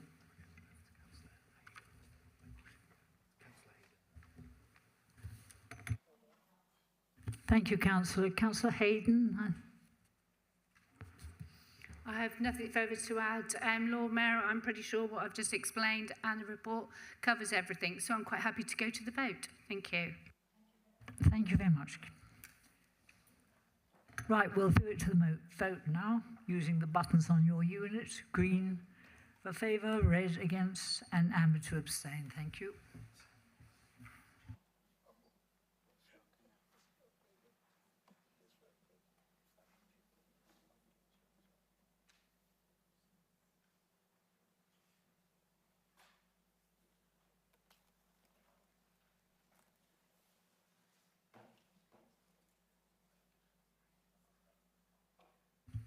Thank you. The motion is carried. Right, I now move to item 9, Plymouth City Council Local Government Reorganisation Interim Plan. Councillor Evans, would you like to introduce the report? Thank you indeed, Lord Mayor. And I will enjoy the extra time that isn't shown up there.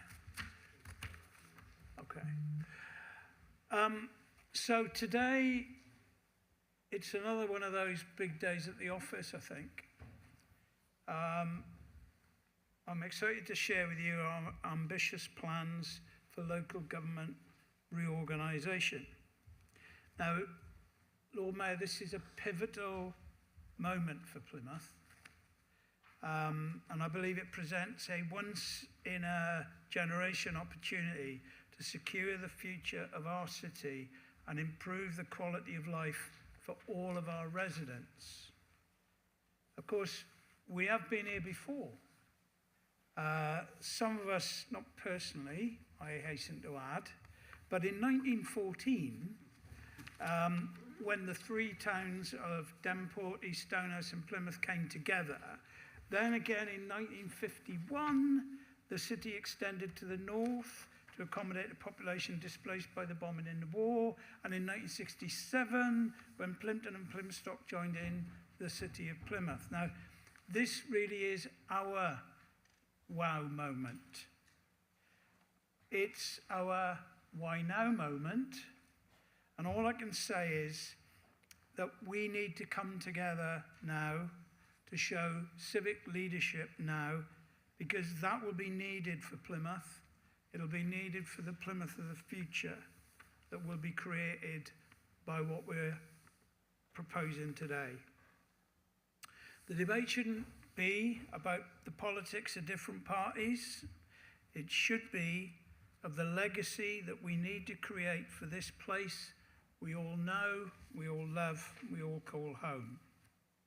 The government's devolution white paper reiterates the need for all councils in England to be unitary. In other words, to perform all the functions of local government. And they also need to be the right size to ensure long-term financial sustainability, as well as the opportunity, not just to survive, but to thrive. Our boundary hasn't changed for 58 years, but just think of all the developments that have happened in that time. As a council with a tight boundary, government have given us the opportunity to look at our geographical footprint to ensure that we fit effectively within the new strategic authorities, which will give us the whole region a voice direct to government.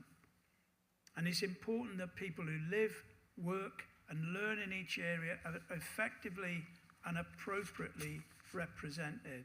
When we discussed this in January, we agreed that options should be developed to look at how Plymouth City Council can embrace this opportunity. It was the overwhelming view of this chamber that we support devolution, but that we recognise the necessity to expand our boundaries in a modest way, and I would say in a respectful way.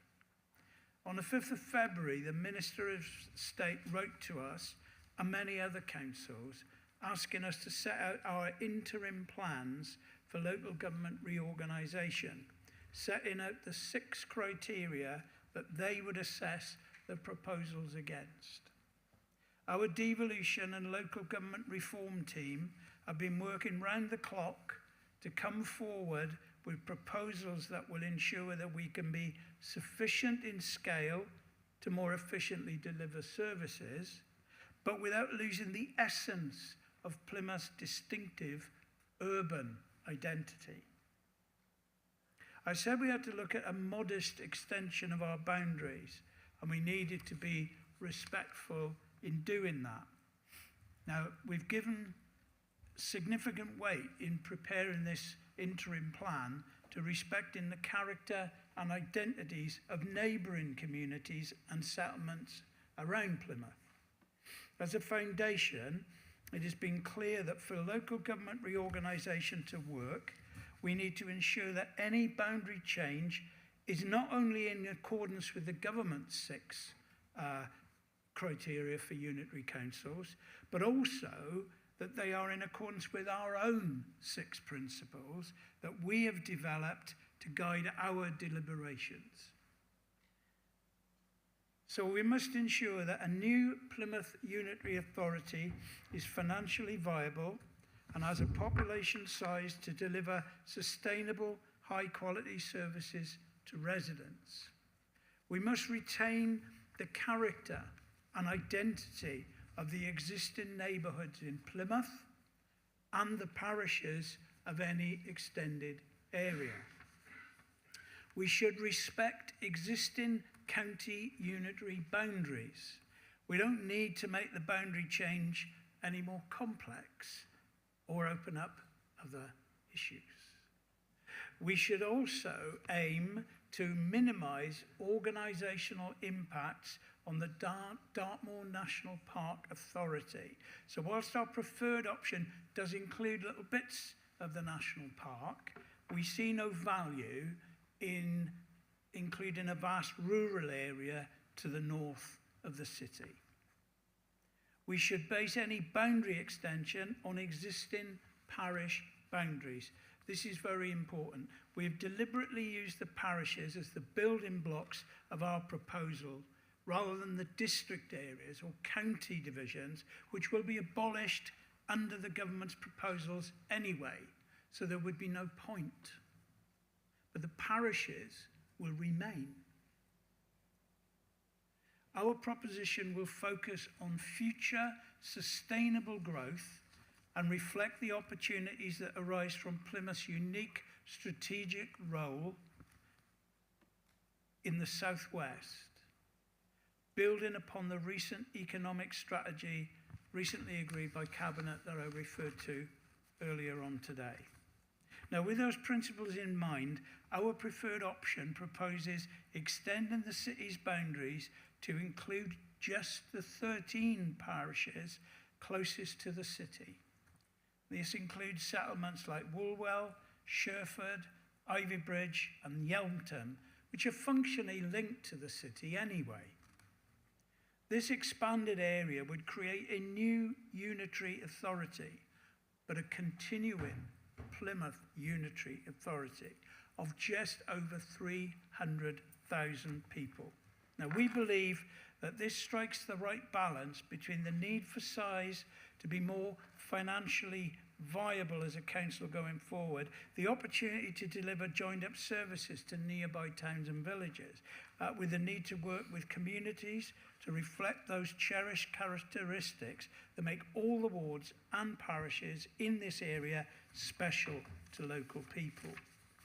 Now, the sensible and modest expansion would create a more cohesive and efficient local government structure for the city, better equipped to meet the needs of our growing population.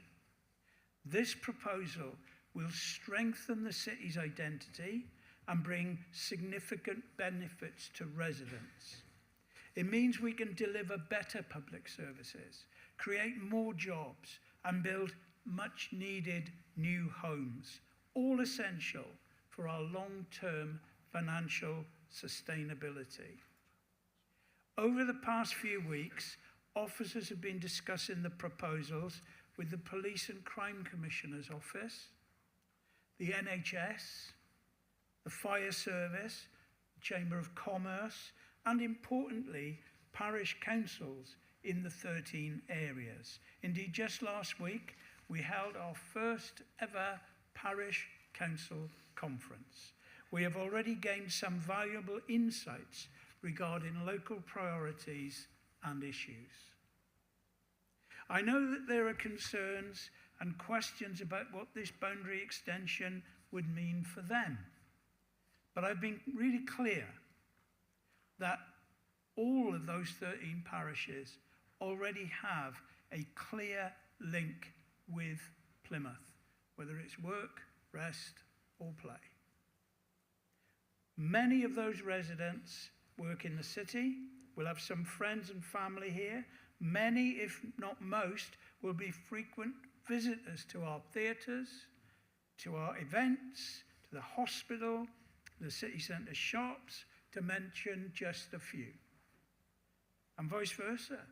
Like hundreds of young people from Plymouth, my grandson will be going to school at Ivybridge Community College in September, and he's really excited about that.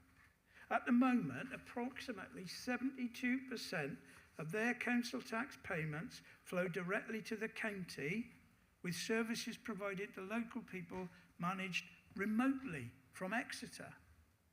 8% of someone's council tax in Woolwell or Sherford, closest to the city, is actually managed remotely from Totnes. By joining Plymouth, their communities would secure considerably stronger representation and influence over how those resources are allocated and utilised in the future. People would have a stronger local voice on the new unitary council, not a voice lost in the remoteness of Devon or Southampton. Now, they would also have one clear point of contact for all their service needs, from waste collection to social care. And of course, there will be significant financial savings that can be reinvested into vital community services. Now, we all understand that Plymouth is the growth hub for this part of the Southwest. Our offer to the government and to local businesses and to residents is that we are an ambitious council. We have a fantastic track record of delivery, and there is a huge pipeline of growth potential if we grasp this opportunity now. We know that there is still a long way to go in the process. Whilst the government is expecting all councils to submit their interim plans by the 21st of March, we're leaving it a bit late, aren't we?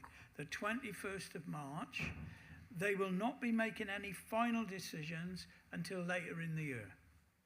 This means that we have time to refine our plans and ensure that they are in the best interest of our city.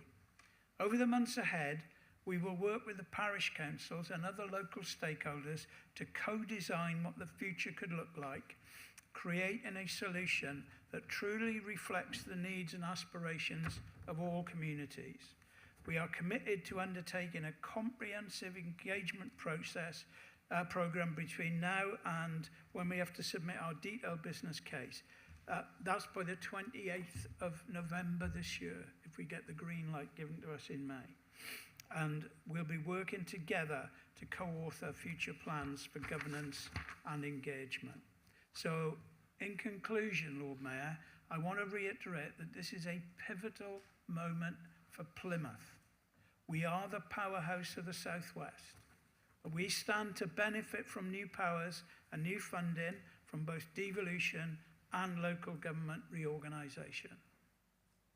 Local government reorganisation is not just about changing boundaries.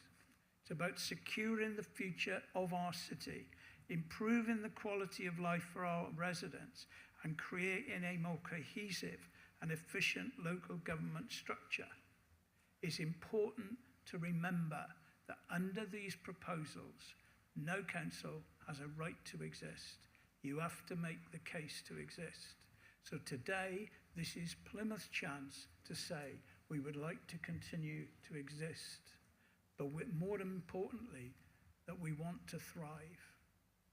Together, we can build a brighter future for Plymouth. So please, can we all come together and support the recommendations in the report? Thank you.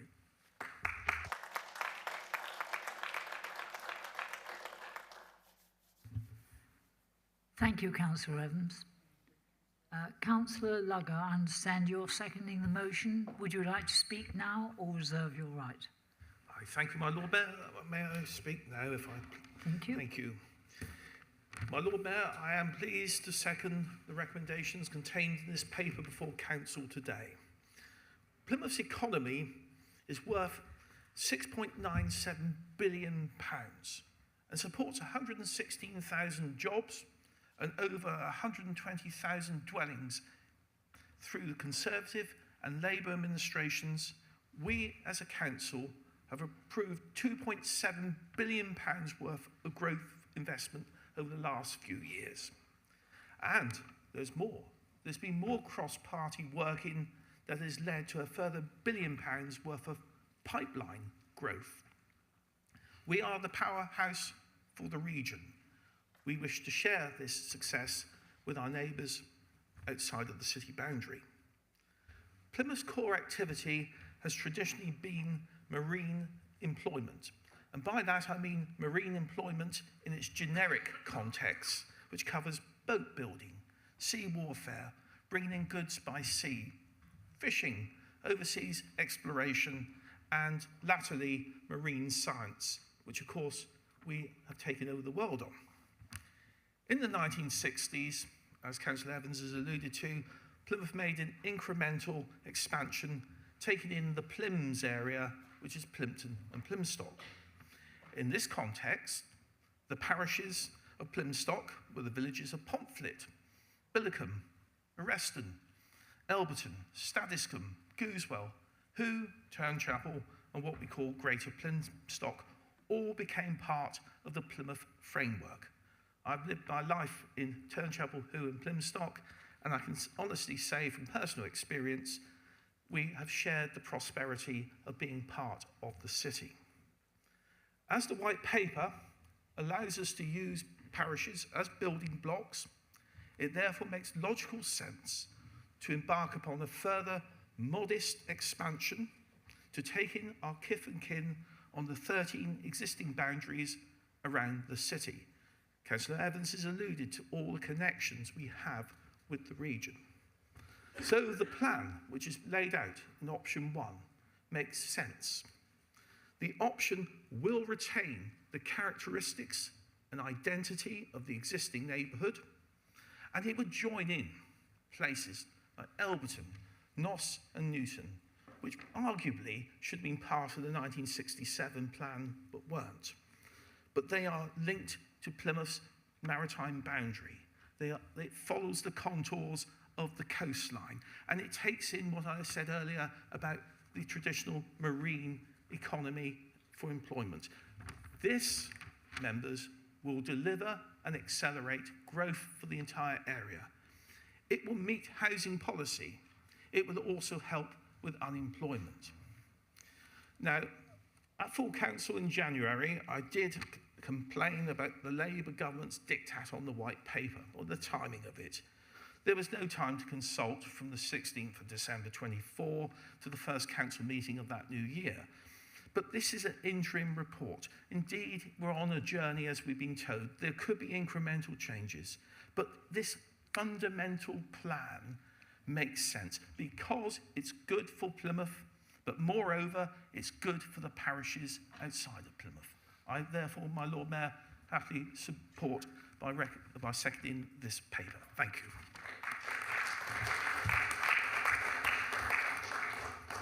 Thank you, Councillor Lugger. Does anyone else wish to speak?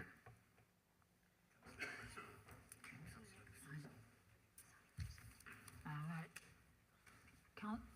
Councillor Cresswell. Thank you, Lord Mayor. Last week, I was at our head teachers' conference discussing the Children's Wellbeing in Schools Bill, amongst other things relevant to head teachers and school leaders. But at the coffee break, a couple of attendees who represent the parental voice of children with special educational needs asked me about the local government reorganisation, devolution, and mayors of all types. Now, this came as a bit of a surprise, dare I say shock to me, because I have lots of conversations on all aspects of education, SEND, skills, EHCPs, apprenticeships, but I really didn't expect this.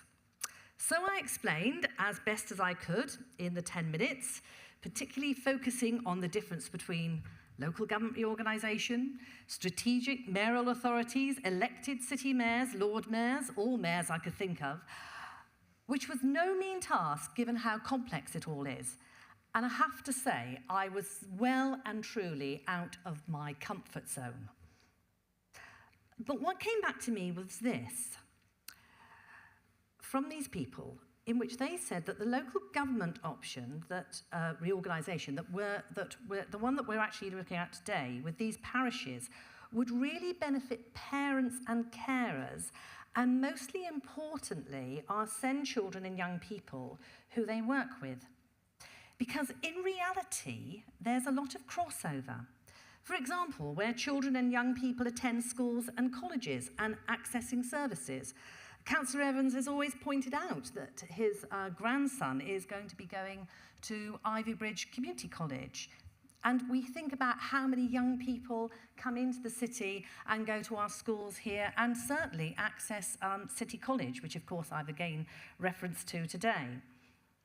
So there is a real scope here for much joined up approach of how those representing the parental voice of children with SEND were thinking, and seeing this as a real opportunity. And I was taken by surprise, because it certainly made me think, really strategically think, about local government reorganisation, and particular its relevance to my portfolio, but mostly how it would benefit children and young people, and in the words of the leader there, help them to thrive.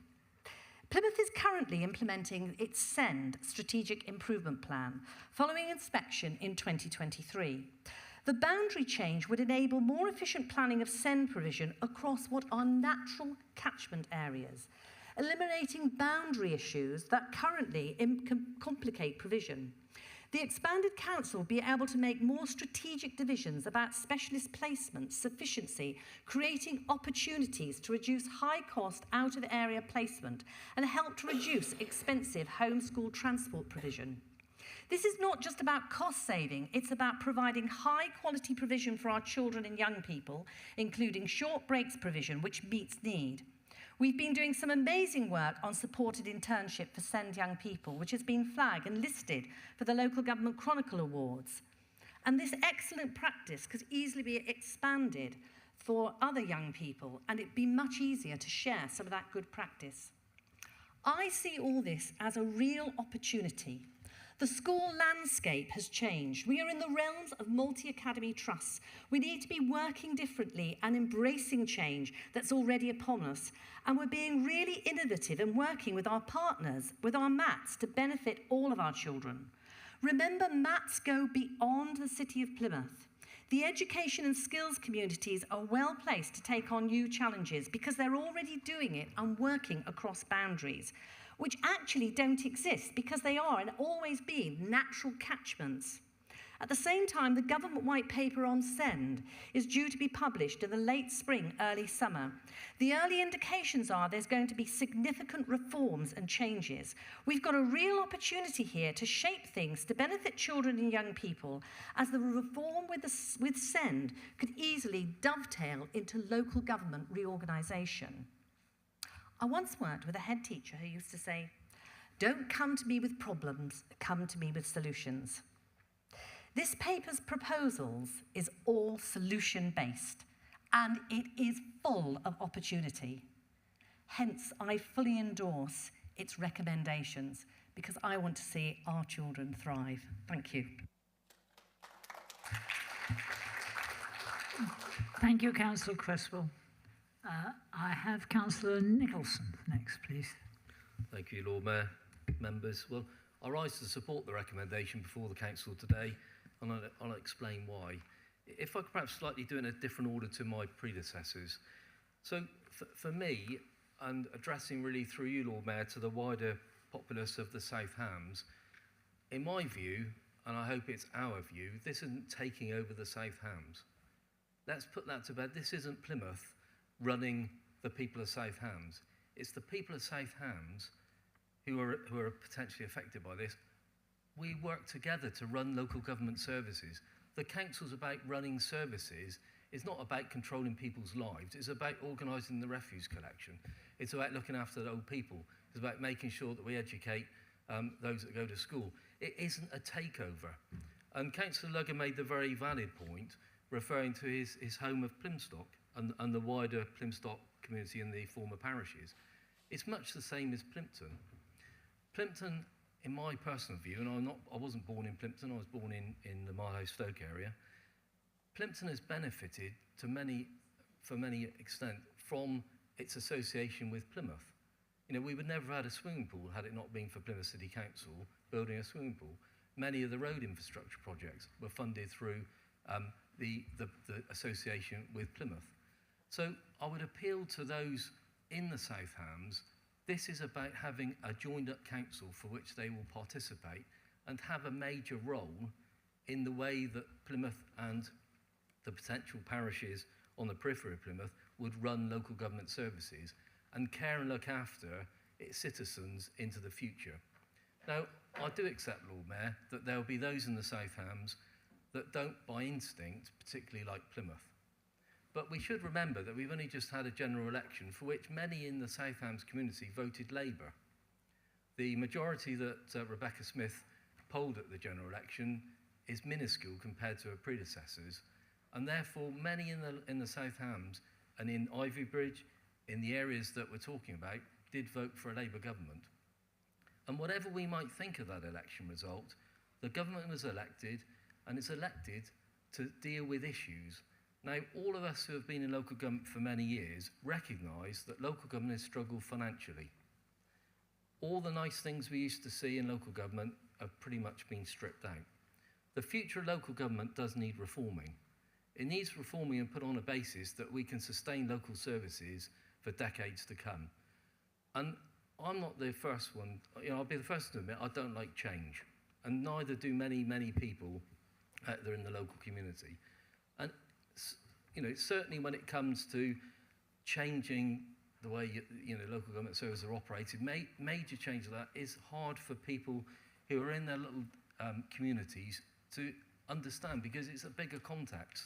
The government do need to address local government. They do need to address the fact that, and we're seeing it, weekly, monthly, the issues of the government not having sufficient money. Therefore, the only way you can actually address the provision of local government services is to look at the pattern of local government. So whatever the wider communities might think about local government reorganisation, it's an issue that has to be addressed. Now, why this proposal? Well, what is disappointing is, whilst there may be critics about the way that the way Plymouth City Council is proposing to expand its boundaries, those that live in the parishes, as far as I'm aware, and I've got pretty good contacts, have not been consulted by South Hams Council or Devon County Council as to how they would perceive these areas being run by a local council in the future. Now, what we have seen in the local media is South Hams and a number of district councils, predominantly Lib Dem controlled, suggesting that actually, if you live in Hemerdon, or if you live in Sparkwell, or if you live in Cornwood, that actually being administered out of Torbay may be a better option than being administered out of Plymouth, or a combined Plymouth authority. As far as Devon County is concerned, I'm not quite sure through you, Lord Mayor, what the current Devon County proposals are. But this is about the provision of service, and I hope very much that those who will comment that don't currently live within the city boundary will look at the wider picture, recognise what's being said by the leader of the council, by the leader of the opposition, in relation to their place of work, place where they're predominantly treated if they need healthcare in this area, where they go for recreation, and equally, a lot of people do travel, as has been said, into the South Hams, into Greater Devon and into Cornwall for recreation. But it makes sense for these parishes, if we're having to have local government reorganisation, which we are through the government, to be associated in an authority that predominantly combines those parishes with the city of Plymouth. Now, a very specific point, Lord Mayor, just to sort of conclude. We in Plympton St Mary, but Plympton more generally, have had an ongoing issue with Hemerdon Mine. Hemerdon Mine, for those of you who are not that au fait with the geography of Plympton, is literally a stone's throw away from Plympton St Mary ward. So you'd go through Colebrook and you enter the South Hams. Having a relationship with Devon County Council has been almost impossible. Now, despite having the then leader of the council as the ward councillor for the Devon County Council ward councillor for the area, most of the concerns of the immediate area have been completely overridden by Devon County Council. The planning committee that considers some of the applications at the Hemerdon Mine are coming from North Devon, from East Devon. They probably don't even know where Hemerdon is. So the point being made that we need to keep local democracy as close to the public as possible. And I urge people, in considering this in the coming months, that the best form of government is the most local government. And I urge them very much to think carefully about the proposition. If you depend on your employment in Plymouth, if you depend on healthcare, if you depend on many other things, as we do some of the areas on the periphery, then why not contribute and participate in a better governance for our greater area? And I'll just remind again, Lord Mayor, to the people at large, this isn't about taking them over. It's about inclusivity for them being part of our geographical area. The parish building blocks will remain. The distinctiveness of the communities that those parishes hold will not change. Let's build a better society together by working together and us all prospering in the future. Thank you, Lord Mayor.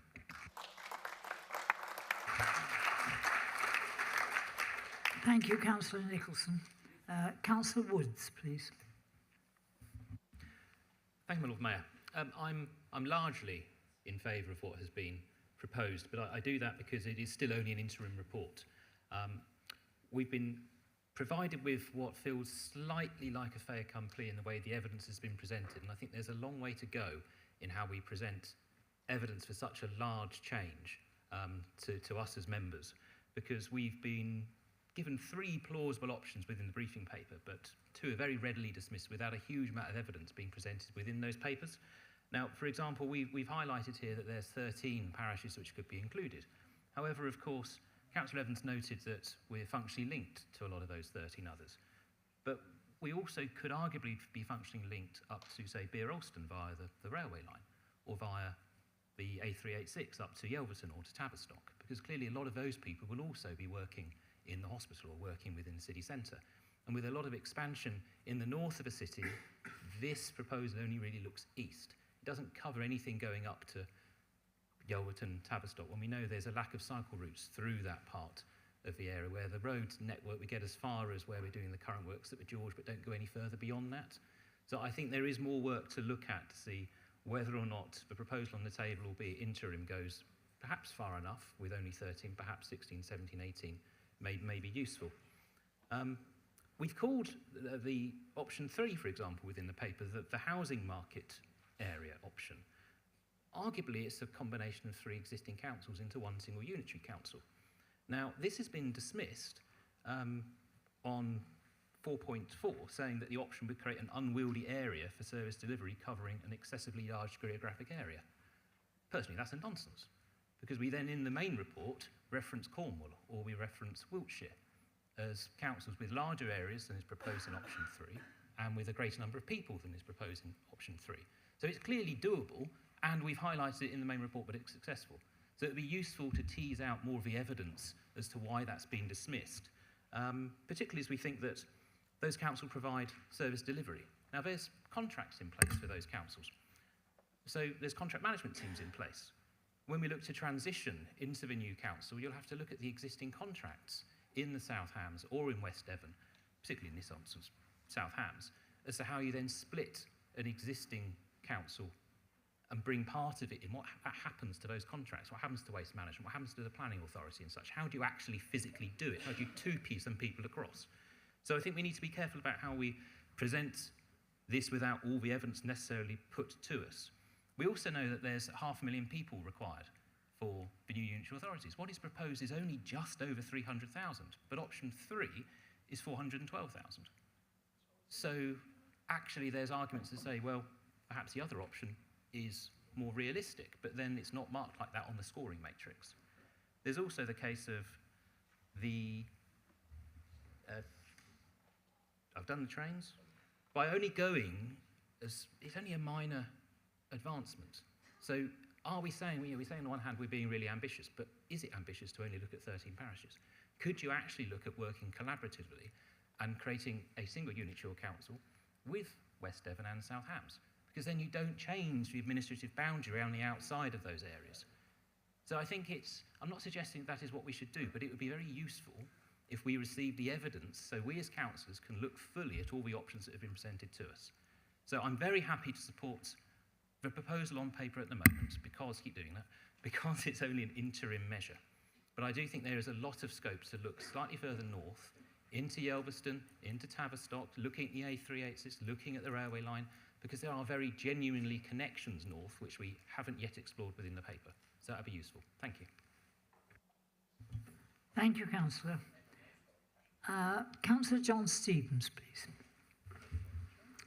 Thank you, Lord Mayor. About 12 years up to 1997, I worked in schools in Ivybridge and Wembury. And in those days, just like the Plymouth schools, they formed part of the West Devon division of the old Devon County Council. And all those schools, which are covered by Plymouth and the 13 parish discussed, had their mothership right next door to us in the civic centre. So for Wembury, it was about 6.5 miles away, for Ivybridge, 12 miles away. And then when local government review or reorganisation hit in 1997, when Plymouth became unitary, Devon stayed as it currently is, our mothership from Ivybridge and Wembury went up the A38 to Exeter, which was about 45 miles away, 35 miles away from Wembury and Ivybridge.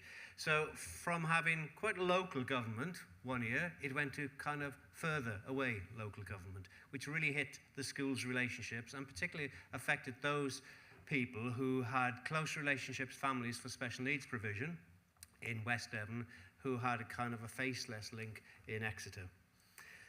But I live part of Plymouth Dunstan now, which across the road from me is South Hams. In fact, some of the residents there think I am their councillor. It's so close. One day maybe. No, and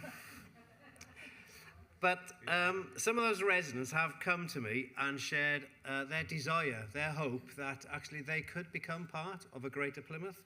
And these are some of the reasons why, on top of the ones that were covered by Councillor Nicholson and the leader and some others. Jim in Sherford says it's crazy that in Sherford there are 4 councils but only 1 shop. Danny lives in the Carollands estate in South Hams. His home is 13 metres away from Plymouth Dunstan, but he has to travel all the way to Ivybridge for recycling instead of Chelsen Meadow, which is only 4 miles away. Leanne and her daughter live near Wembury, and each week they both borrow books from Ivybridge Library, 12 miles away. They pass Plymstock Library, 3 miles away. And what about the 2 families who live in the same road in Sherford? They have the same postcode, they both have children who attend the local school, but the parents deal with 2 different local authorities for their children's special needs because the border of Plymouth and South Hams goes right through their street. But here's my favourite reason for supporting this option. Pippa, she lives in beautiful Haybrook Bay. If you haven't been there, some of you haven't heard of it, it's well worth a visit, nice pub. Haybrook Bay is part of Wembury Parish, South Hams District Council, Devon County Council, she told me. At least your residents in Plymouth only have 1 council to get mad at. Us lot in Haybrook Bay have to get mad at 3. So there are real-life hindrances for people that a new expanded Plymouth could resolve. And I'm sure the whelks and molluscs and crabs in Wembury Bay, part of the Plymouth Sound National Marine Park, they would be good advocates by swimming eastwards up the Elm to tell them people that it would be good to be a part of Plymouth. So I support this proposal for the benefit of the city's residents and those in all 13 parishes who, importantly, not only will preserve their value distinctiveness, but also gain from closer Tier 1 local government. So I support this motion.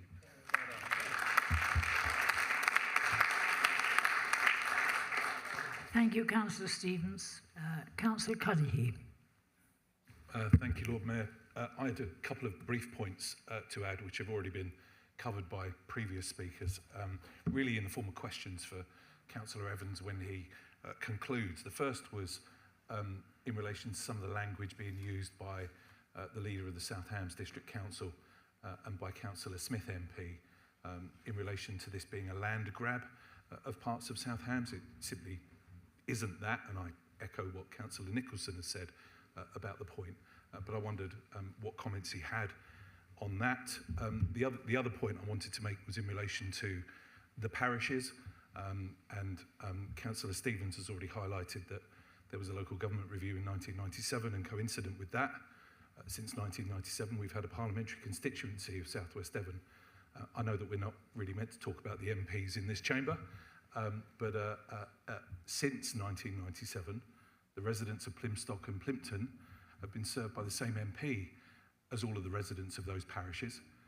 Given that, can you think of any reason why they shouldn't also be served by the same council? Thank you. Thank you, Councillor. Right, is there anyone else who wishes to speak? No? Right, so Councillor Evans, would you Like to speak, sum up, please? Well, it's been a very good discussion, I have to say, if not a debate. I mean, I suppose there's only one voice of dissent in the chamber today, so I'll address Councillor directly. This paper, which has been prepared by council officers, I think does more than examine the case for why this is the right, I'll call it the Goldilocks solution of the three, because it's in Plymouth's best interests, yes, but I think it's also in the best interests of those communities surrounding Plymouth, who've been, to be honest, had to do their politics at a long distance, who's had their accountability done at a long distance.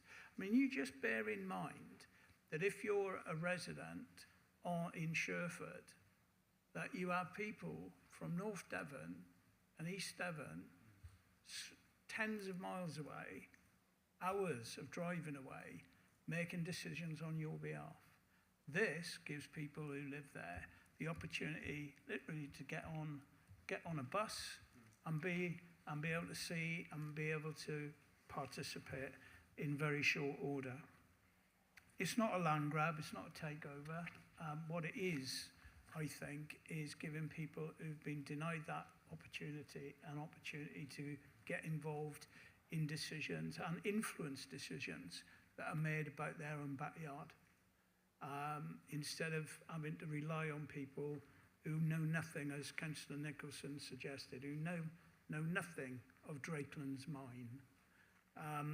We had a similar discussion at a parish meeting the other night when there was a gentleman who described us, he needed to have a pavement, so that people could walk safely down this particular country lane, and it wasn't in the middle of nowhere or anything, but had they had any traction from their county? They hadn't had any traction from their county. But the point is, if you're competing for resources with Plymouth rather than the whole of Devon, then the chances are you might get that pavement, and it's easier to get that pavement, and that's the point. And you know, for those of us who were around when we got unitary status in '97, there's a declining bunch of us, there's still one or two people who remember the pain that Plymouth people felt about time and time again. People who had nothing to do with us were deciding on our future, were constricting and constraining our opportunity, who were holding us back. And the opportunity we've had ever since then, if you look at what this council has achieved, been able to achieve, like you said, Councillor Lugger, when we were in charge of our own destiny, that's what we want for those people who live in those 13 parishes around us, to be in charge of their own destiny again, being part of this coalition of the willing. And I agree, Councillor Curry, who says if it's good enough for an MP, it ought to be good enough for a council to do that. And I think the point about the opposition, I've been disappointed by Rebecca Smith's opposition to this. I can understand her conflict of interest in this space. I think if she was solely a councillor here, she might have a different view from being the MP, and I can understand why that is. But what I will say is I'm finding the language around that Southampton Council have used today has been very unhelpful, I think, and not particularly informative.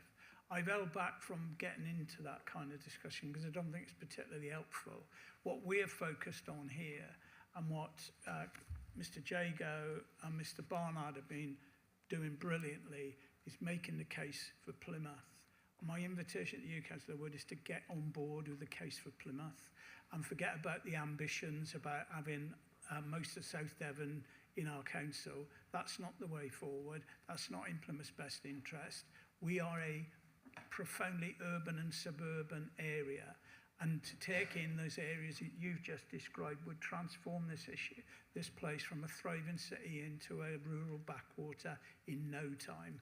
And I'm not having it, and I'm not going to vote for that, and I will challenge that every step of the way. It's not what we are, and it's not in our interest to do that. Might have worked in South Gloss, might have worked in Hampshire, but it doesn't work here. And what I would say to you, and this is genuine with respect, is you need to spend a bit more time on sussing out what we are down here and what makes us tick down here. That would serve you very well. So what I would say today is let's get on board, let's come together, let's make sure that we make the best case we can. Like I say, I want to thank particularly what Ross and Paul have been doing behind the scenes. They've been working really, really hard to give this case. And this has been sense checked by people who have been through this process quite recently in the last round of unitaries, by the way. But there's still a long way to go. But where it starts with this council who believes that Plymouth has a future as a council. It believes in the Southwest that a strong Plymouth is essential for the well-being of the region, and that case is made by us continuing to exist. But not just to get along, but to thrive. We've got great plans, we've got great ambitions, and this document will make that case to government as strongly as we possibly can. Our business case is not done on hope, our case is done on delivery, and it will continue to be that, because we deliver every day for our residents. We've been doing it under very challenging financial conditions for a very long time, but that doesn't mean that we shouldn't be ambitious for the future and optimistic about the future, and that's what we'll be. Thank you, Lord Mayor.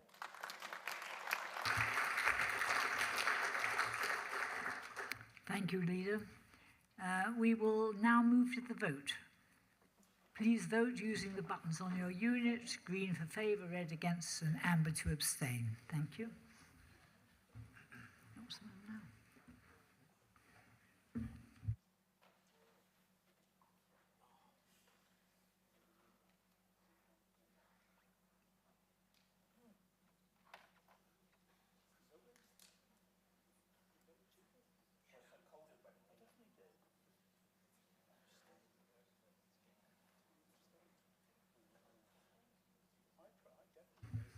Right, that's the motion is passed. Thank you. And I now suggest we move on to a tea break, and so you can go and have your tea and come back at 5 o'clock. Thank you.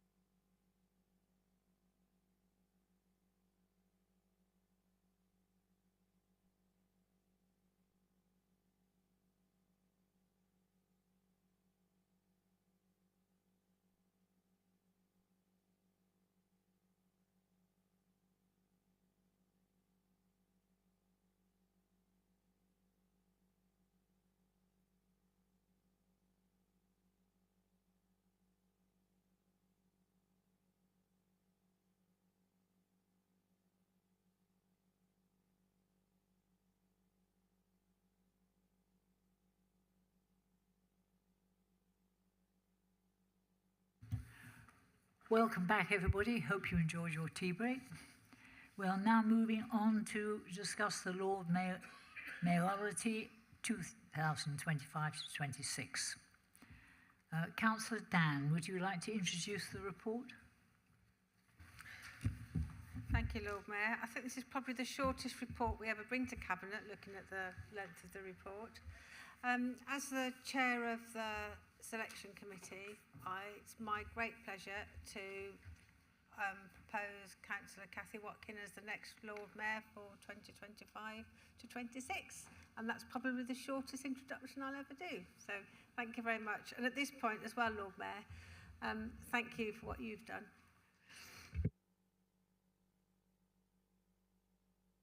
Thank you, Councillor. Councillor Lugger, I understand you will second the report? I thank you, my Lord Mayor. With equal brevity, I'm honoured to second that motion. Thank you, my Lord Mayor. My Lord Mayor, my Lord Mayor, I wish to move an amendment, please. Well, I was about to say, does anyone else wish to speak? So I take it you will. Yeah. Yes, please. Right, well, please. Thank you, Lord Mayor. The amendment will be circulated to members, but if I read it out, I wish to amend the existing recommendation that the City Council approves the appointment of Councillor Mrs Maddie Bridgman for the Lord Mayor as Lord Mayor for 25-26. Thank you.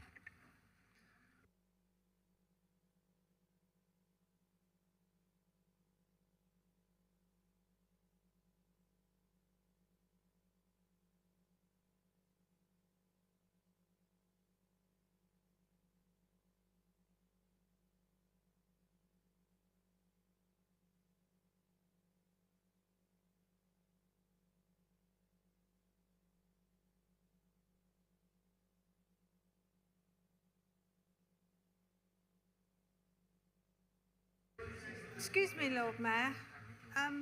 I haven't got the Constitution in front of me, but I need to understand where this has come from. So I might have to address this question to one of the officers.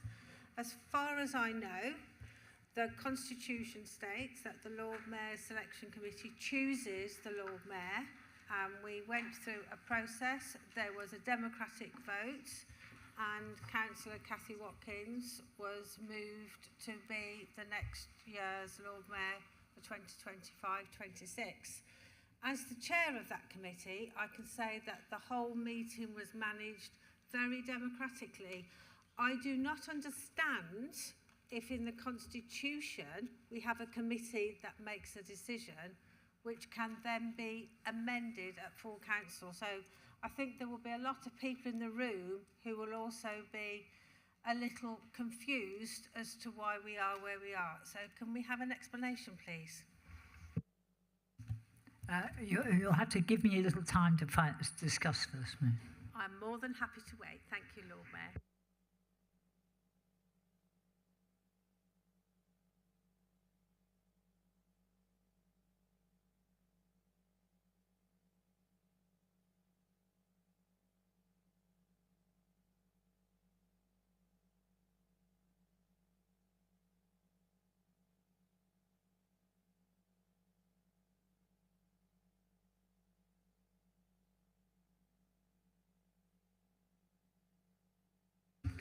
Through you, Lord Mayor. The recommendation before Council today came from the Lord Mayor Selection Committee. It is a recommendation to Council, and as with all motions that come to Council, they can be amended. So we've received notice of an amendment which we've accepted and has been circulated. Sorry, Councillor. Lord Mayor, point of order. We are often told by officers that we cannot amend a resolution in a way that negates its original purpose. To amend a resolution and recommendation that says one thing to replace one name with an entirely different name seems to negate the original proposal that we are debating. So I think this would be, therefore, not about whether the committee recommends or decides. I think this is about the fact we have an amendment before us that is actually unconstitutional because it negates the recommendation we're already debating. Yes, just 1 minute.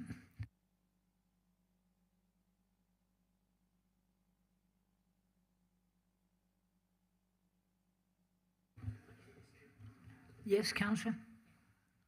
I think, go on.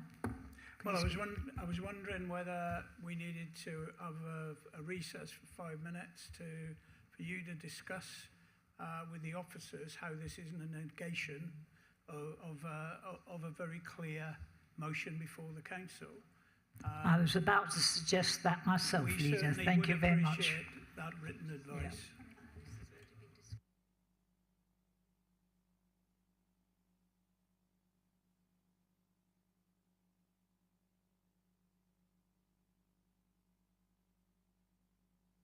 I'm going to take a 5-minute break to discuss this, and then we'll come back and continue.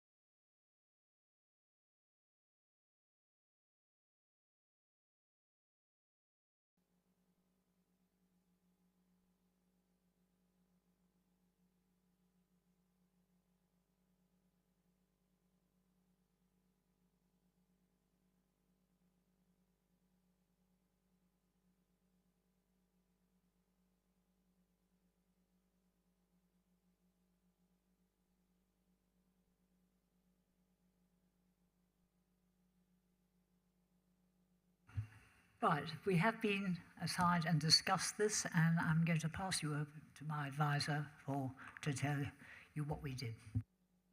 Thank you, Lord Mayor. Amendments on the motion to accept the recommendations of the Lord Mayor's Selection Committee are allowable under Part B of the Constitution, paragraph 5.9. The purpose of this agenda item is to receive the proposed Lord Mayor recommendation. The insertion of a new name does not negate the need to complete this part of the process at the meeting today, and therefore the insertion of a new name does not negate the motion.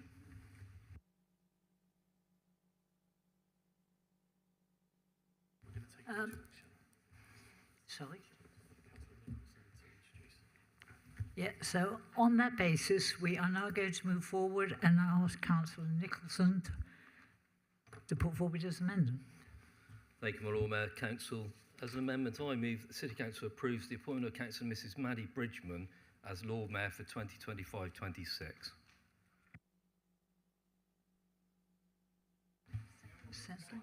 Yeah, do I have a seconder for that?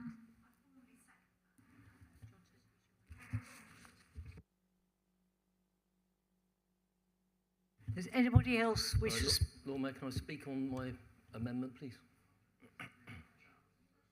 I beg your pardon, I thought that was you speaking on the amendment. No, I thought you wanted to ascertain yes, that there was a proposer and seconder before I actually spoke. Okay, will you please speak now? Yeah, thank you, Lord Mayor, members of the Council. Well, I can assure you that the independent group have not brought this amendment lightly. I've followed council affairs for now 40 years, having been here myself for approaching 31 years, and clearly this is not an amendment that I've ever witnessed before, and I'm bringing it for a variety of reasons, which I'll outline. So I want to talk more about the principle of the position of Lord Mayor, and Councillor Mrs Beer will talk about the merits of Councillor Mrs Bridgman as our nominee. My Lord Mayor, the important thing we need to bear in mind is that we are a local authority of equal opportunities. We're also a local authority that has more than 2 groups in the City Council. Whether we like it or not, the people of this city have elected non-Conservative and non-Labour members to the council. Not the first time, but we have for the first time got a reasonable size. Point of order, Lord Mayor. This is meant to be a proposal of someone for the office of Lord Mayor, not a discussion of the Constitution.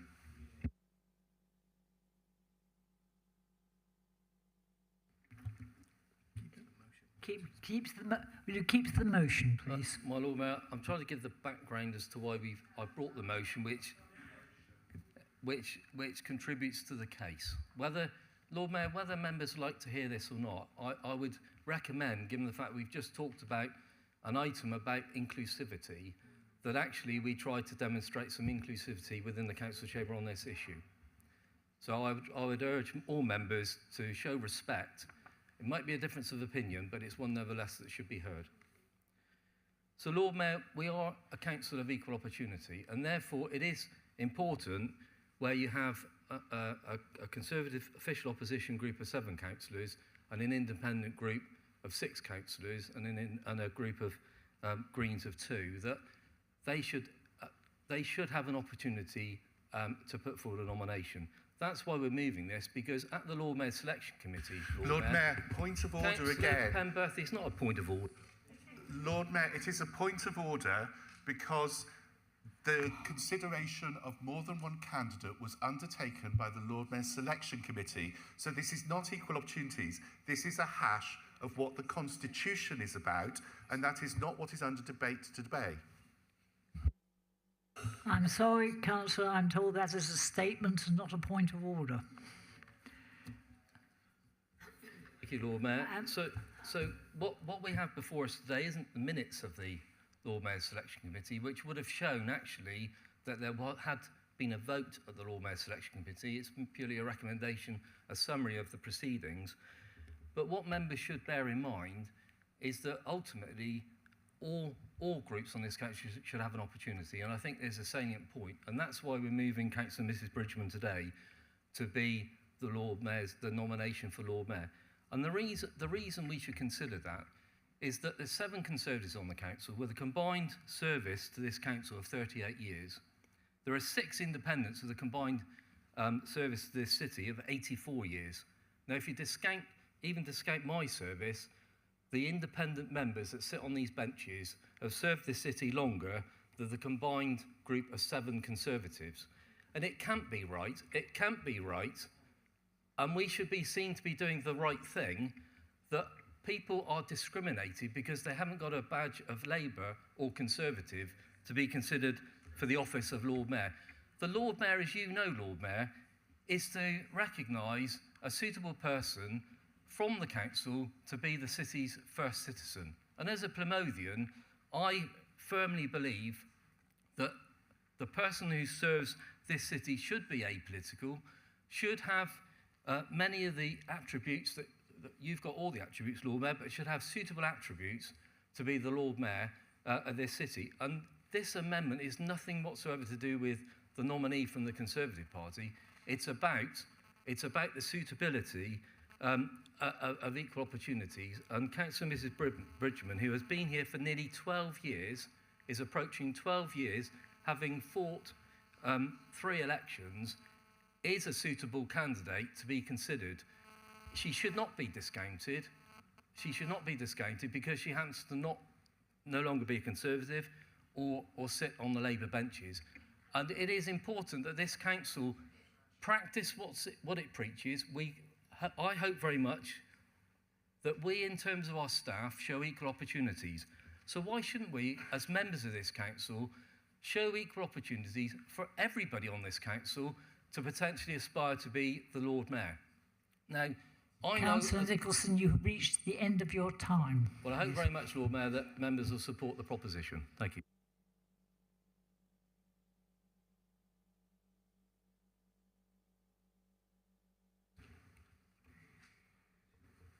Right, Councillor Mrs Beard, do you wish to speak now or reserve your right? I'd like to speak now, Lord Mayor, thank you. And thank you for allowing me to speak on this amendment today. I'm happy to nominate Councillor Maddie Bridgman as Lord Mayor for 25-26. Councillor Bridgman supported me during a very difficult and challenging year. Her dedication to the role of Deputy Lord Mayor was outstanding. And when my daughter died, she stepped into my shoes to ensure we did not let people down through our engagement and commitments. Councillor Bridgman was elected on the 26th of May 2014, and she has served her community for over 11 and a half years. She served on several committees, one being the Planning Committee as a Vice Chair to Councillor Wiggins back in the day, and she's also served on the board of PCAH for 4 years.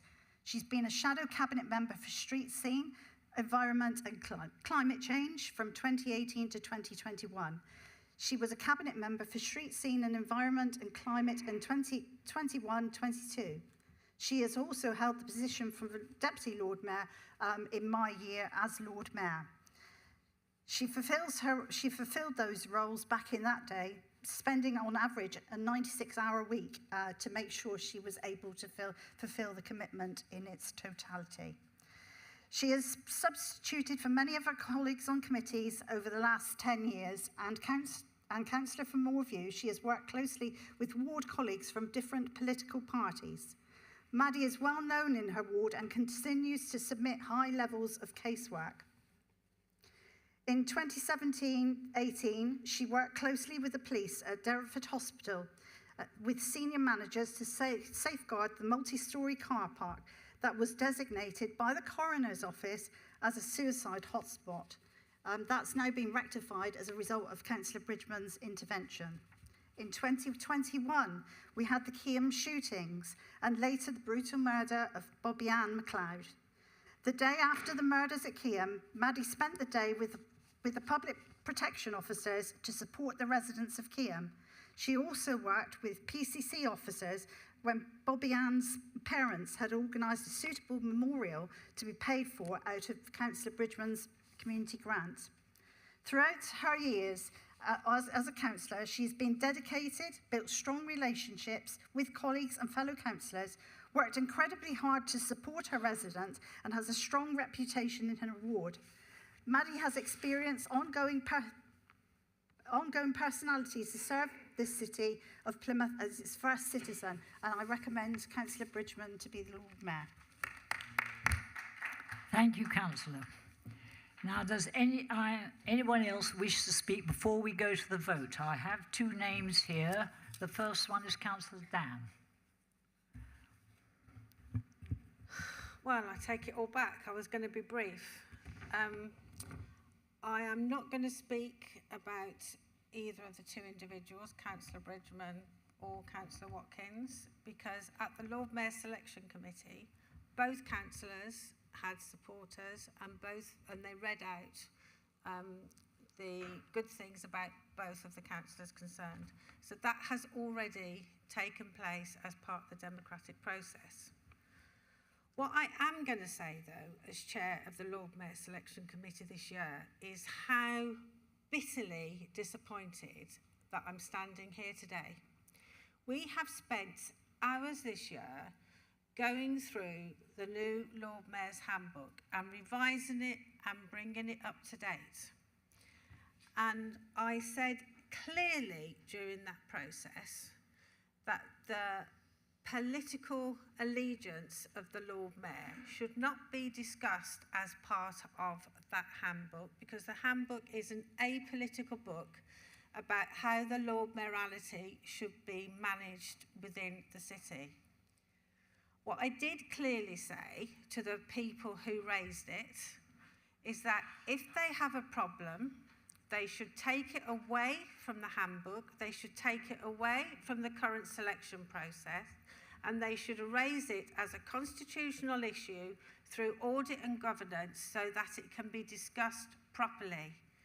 It is so despicable that we are discussing a constitutional change with two candidates sitting in the room.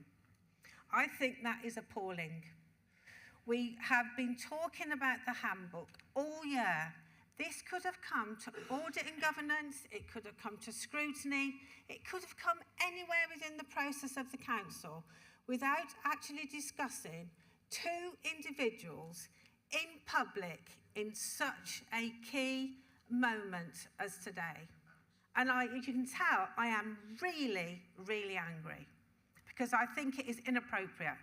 I'm not agreeing or disagreeing with your sentiments, but can I just say, Councillor Beer, Councillor Nicholson, Councillor Bridgman, Councillor Loveridge, you've all been Conservatives. You know how this works. You've got 84 years of experience. You know how the governance of this council works. So why don't you use it appropriately rather than embarrassing two excellent councillors in this room? So I'm hoping that when I sit down, one of my colleagues here is going to stand up and move to the vote on this amendment so we can close the conversation down, because it is embarrassing, and I feel very, very sorry both for Councillor Watkins and Councillor Bridgman.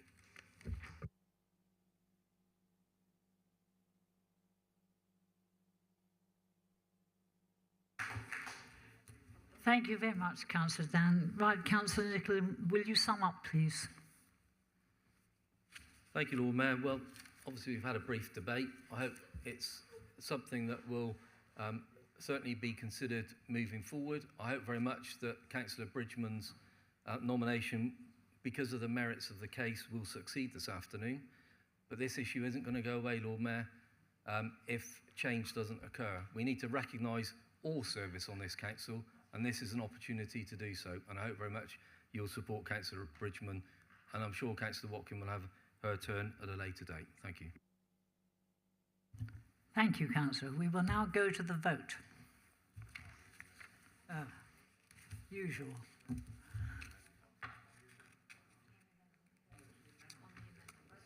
Green to in favour, red against, and amber to abstain. Sorry, on the amendment. On the amendment, this is.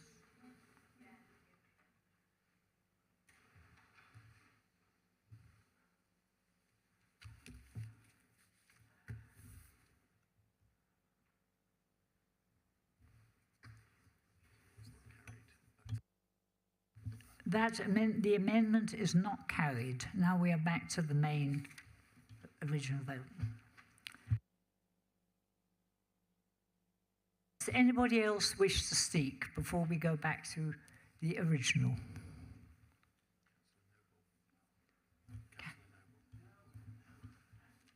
No? No? Okay, then we'll go to the vote. Well, let's go to Councillor Dan to sum up. Oh, Councillor Dan, would you sum up, please? I would like to propose that following the selection committee's decision, that I propose that Councillor Cathy Watkins becomes the Lord Mayor for the year 25-26. Thank you. Right, thank you very much, Councillor. Yes, let us go to the vote, please.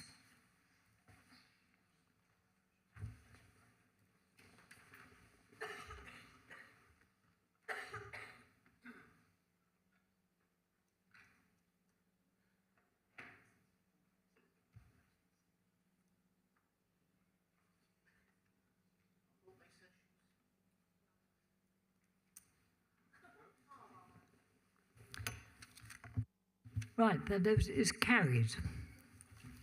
Thank you very much. Now what?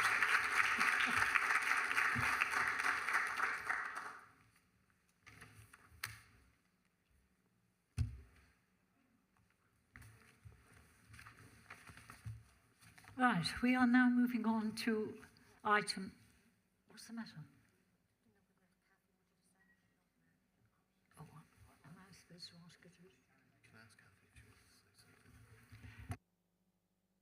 Sorry, Councillor Watkins, would you like to say anything? Thank you very much, Lord Mayor.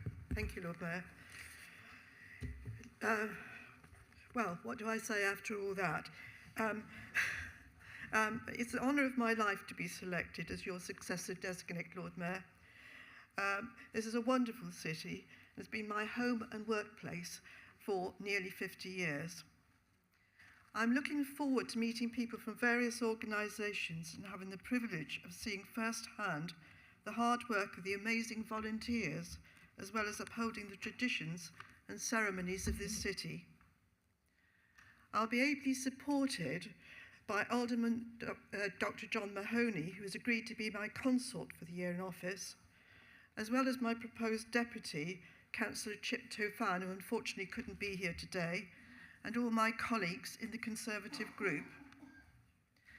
Many thanks to you who have given me the opportunity to serve and represent the city in this way.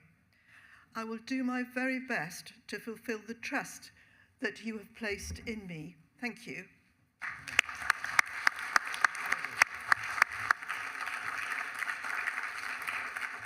Thank you, Councillor Watkins. Right, we will now move on to item 11, senior management structure. Members will recall that we have suspended standing orders to allow the Chief Executive to introduce the report and take any questions. Chief Executive, would you like to introduce the report? Thank you very much, Lord Mayor. From time to time, you'll be aware that I do bring reports to you where I am requesting a change to the senior management structure for the council, and this is one of those occasions. The request is to approve the addition of a service director for adult social care to the establishment. This would be a change, a conversion from the role that is a head of service, and that post is vacant at the moment.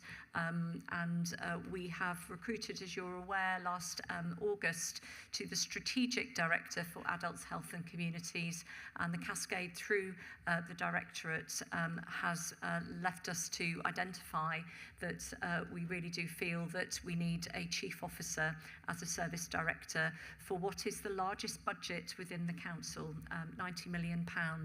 And so the request is to approve that. It will be funded from the existing resources. We've had an interim in that post for just coming up for nearly 2 years now. So the funding is there, but the request is to approve that.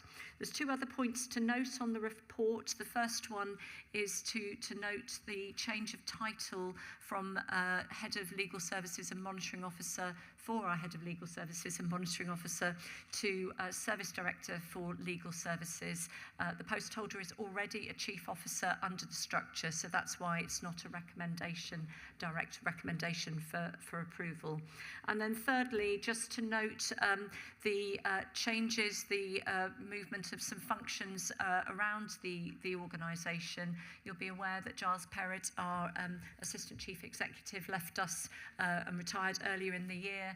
There's an opportunity to just move some of those functions around and to create a little bit of capacity for the work, particularly for local government reorganisation. So that's to note. I'm very happy to answer any questions, Lord Mayor. Thank you, Tracy. Are there any questions before we go on? Right, Councillor Evans, would you like to move the recommendations, please? Nothing further to add, really. I think the Chief Executive has more than adequately outlined why we need to do this. Thank you very much. Councillor Dan, I understand you will second. Formally second. Thank you, Lord Mayor. Thank you. Does anyone else wish to speak? Councillor Evans, would you like to sum up? In which case, may we move to the vote now, please, Lord Mayor? Thank you, Councillor. We'll move to the vote, please.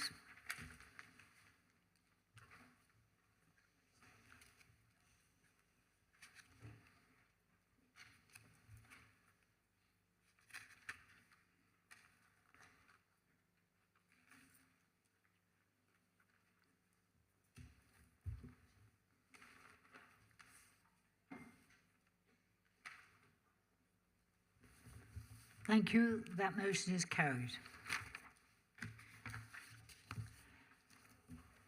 Item 12, designation of Section 151 officer. Councillor Lowry, would you like to introduce the report? Yes, thank you, Lord Mayor.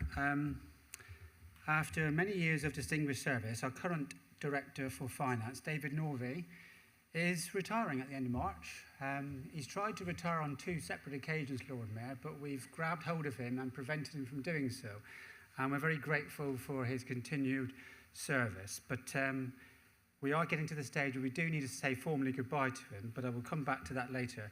But in the interim, we need to appoint a Mr. Ian Triss-Grove as the new Service Director for Finance. He brings a wealth of experience and expertise, and I sincerely hope that he serves the city well and this council in the years ahead. The Local Government Act of 1972 mandates under Section 151 that we appoint a qualified officer to take the responsibility for financial affairs, and the recommendation is in the report today for you, Lord Mayor. I wish to extend our profound gratitude to David. His dedication to this council and his sound financial management and his commitment to the people of Plymouth has been invaluable. And as I say, David is retiring, and he hopes to visit all 50 states in America. Whilst there are still 50 states, there might be a few more by the time he gets round to it. I'm led to believe he's already visited 38, so I'm sure in the many years to follow he gets to fulfil his dream and complete that. Lord Mayor, I move the recommendations in the report, and I'd also propose an additional resolution that Plymouth City Council formally extends its profound gratitude and appreciation to Mr. David Norvey for his exemplary service to the council and to the citizens of Plymouth. Thank you, Lord Mayor.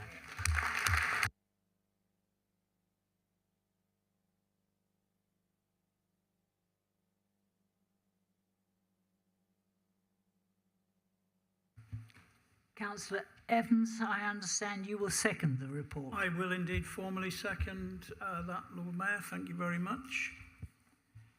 Does anyone else wish to speak? Councillor Lowry, would you like to sum up? There's nothing further for me to add, Lord Mayor. We will get many opportunities to say goodbye to David and welcome Ian, so I look forward to introducing Ian to you all along the way. Thank you. Thank you. We will move now to the vote, please, using the buttons as usual: green in favour, red against, amber to abstain.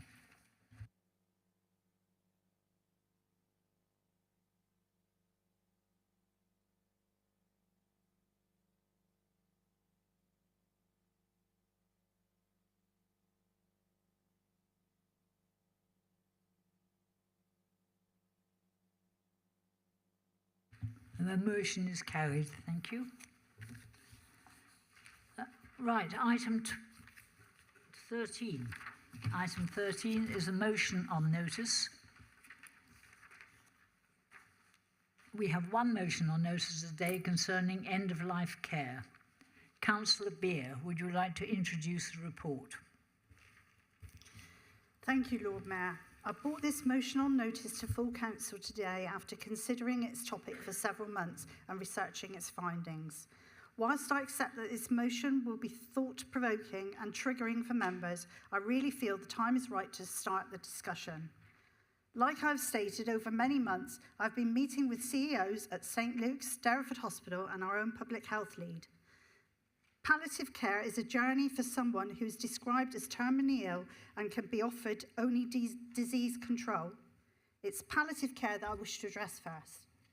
There's no consistency in palliative care across the city, and today, Lord Mayor, you will hear some disturbing counts of where it's gone wrong. My daughter Zara, she died of cancer in a hospice in Wales. Her palliative care could not be faulted. In the hospital, she had a private room, and when she moved to the hospice for care, she was in a private room. The staff in Wales cared for her and addressed her needs and concerns of end of life. No one in this chamber will understand what it was like for me to lose my child. I fought for her to be told the day before I gave a speech on Plymouth Hoe at the Remembrance Service as Lord Mayor that my daughter was dying was like my heart had been ripped out. Zara entered her journey with all her wishes fulfilled. My sister had catastrophic brain damage due to cancer, and she was cared for 24/7 in a nursing home. On its own, that was a heartbreaking decision. I watched for 2 years her journey through palliative care to end of life, fed by tubes, not even able to wipe her own nose, and certainly non-verbal was the worst thing I'd ever witnessed. The staff at the nursing home had tried their best for her, but there were times on visits when she was wet and laid in her own feces due to the lack of staff. Pain medication was limited and something that I had to demand. Yes, Lord Mayor, I had to demand medication from professionals for her. She used to cry out in pain and shout for help. I was with my sister at the end. I spent the night on her room floor. In the morning, I held her in my arms.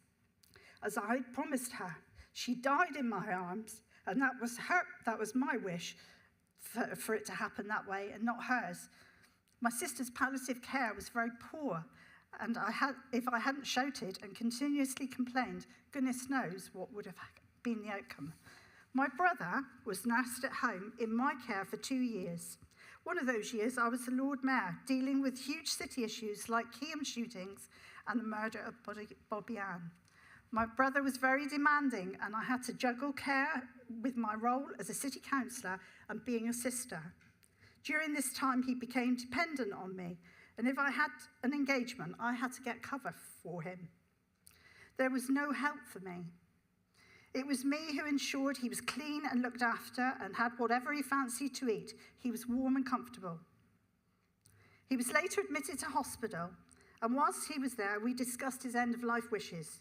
He chose to die in St Luke's Hospice, a tall order.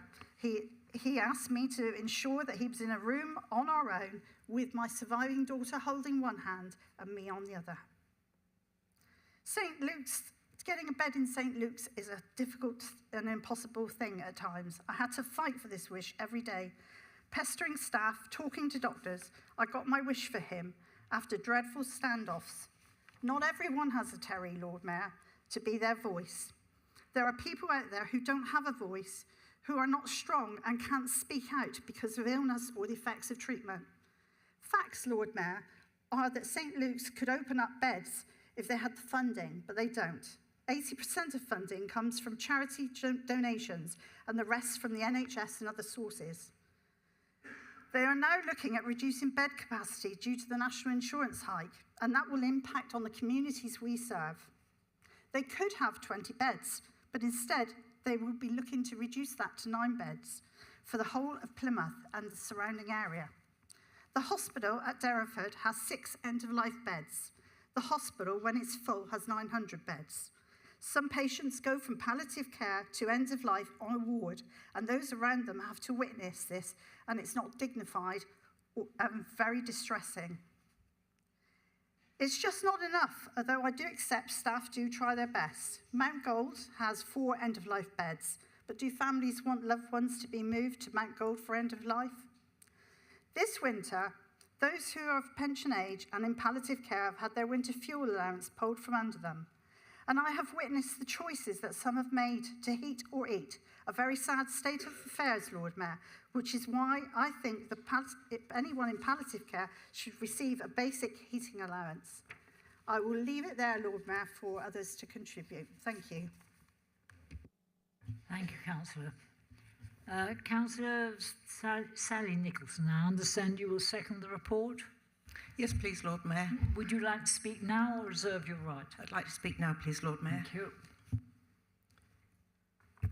Thank you, my Lord Mayor, members. I would like to second this motion.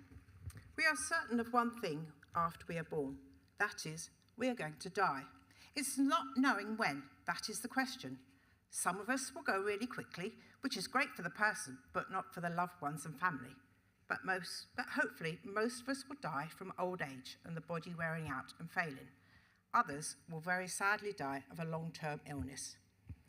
We need to start promoting the conversations we have with families and loved ones on how we want to die and where, no matter what age we are.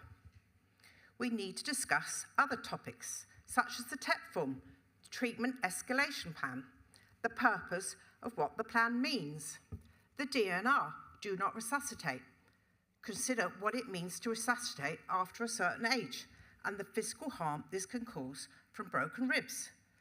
The financial considerations and why should we have a power of attorney in place?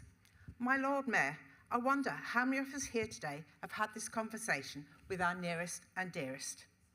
Sadly, I have recently overseen the end-of-life care of both my parents, as I'm sure many of you will have also been through this. In both my parents' cases, we were very hands-on getting the best care and support needed.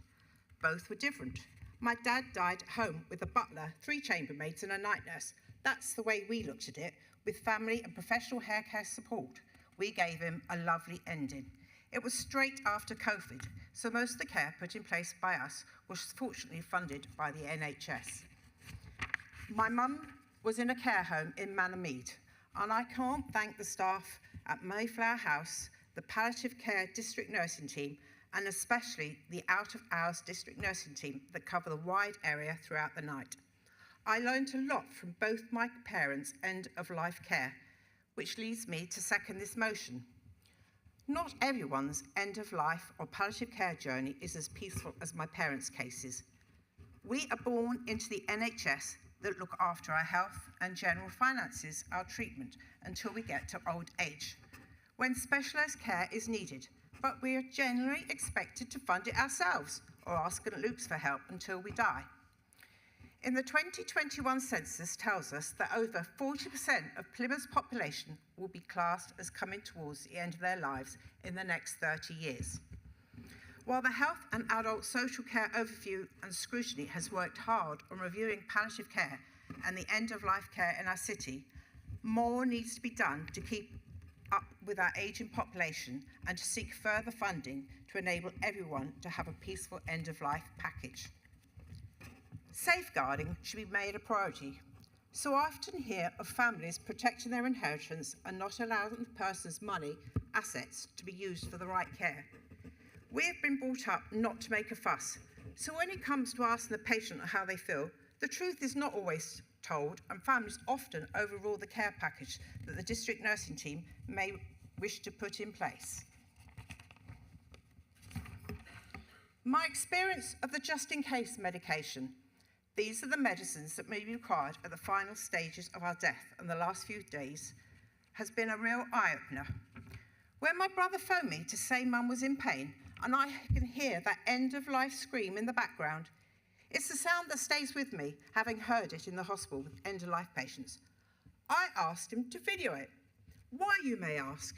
Because once you call the palliative nurse team to administer the just-in-case medication, they have to witness the distress that the patient is in, But if the patient has now fallen asleep and is restful, no mids are given. They provide a 2-hour time slot once they've been called. The team are the unsung heroes, but their hands are tied, especially have there a lot of patients that need seeing at any given time.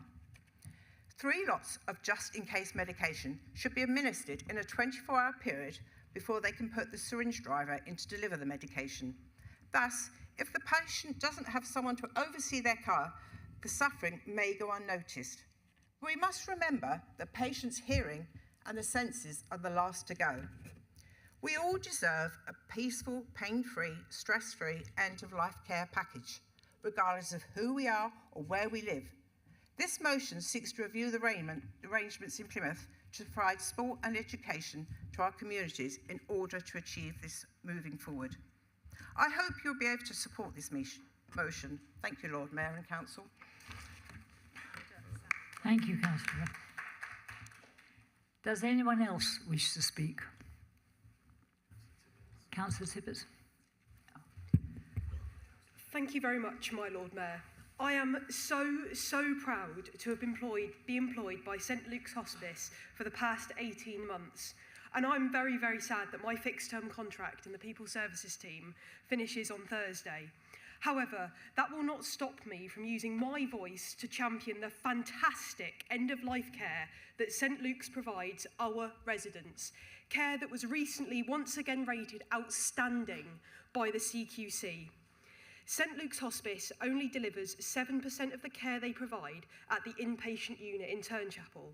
When patients, their families, healthcare partners and PCC colleagues were recently consulted as part of the process of building the new 3-year strategy at St Luke's, it was care being pushed out in the community that received overwhelming support, not increased IPU beds. That doesn't mean there won't be IPU beds. Turnchapel beds will always be there for those who cannot be cared for at home. But St Luke's investment will be made in community care provision and coordinated care between all of our city's care providers. This will enable our residents to be cared for in their preferred place, which is at home. I have been absolutely amazed by the work that St Luke's do through their 6 Steps programme. They go above and beyond with this programme to upskill our city's nursing home care staff in their end-of-life care skills, which is so important in making sure our residents get the right care at the end of their life. I want to put on record my thanks to all of the staff at St Luke's Hospice, at University Hospitals Plymouth, at Livewell, through our primary care providers and Marie Curie, who all work tirelessly, 24 hours a day, 365 days a year, to provide end-of-life care to our residents. The work that you all do is absolutely incredible. So thank you to all of you. Thank you, Lord Mayor.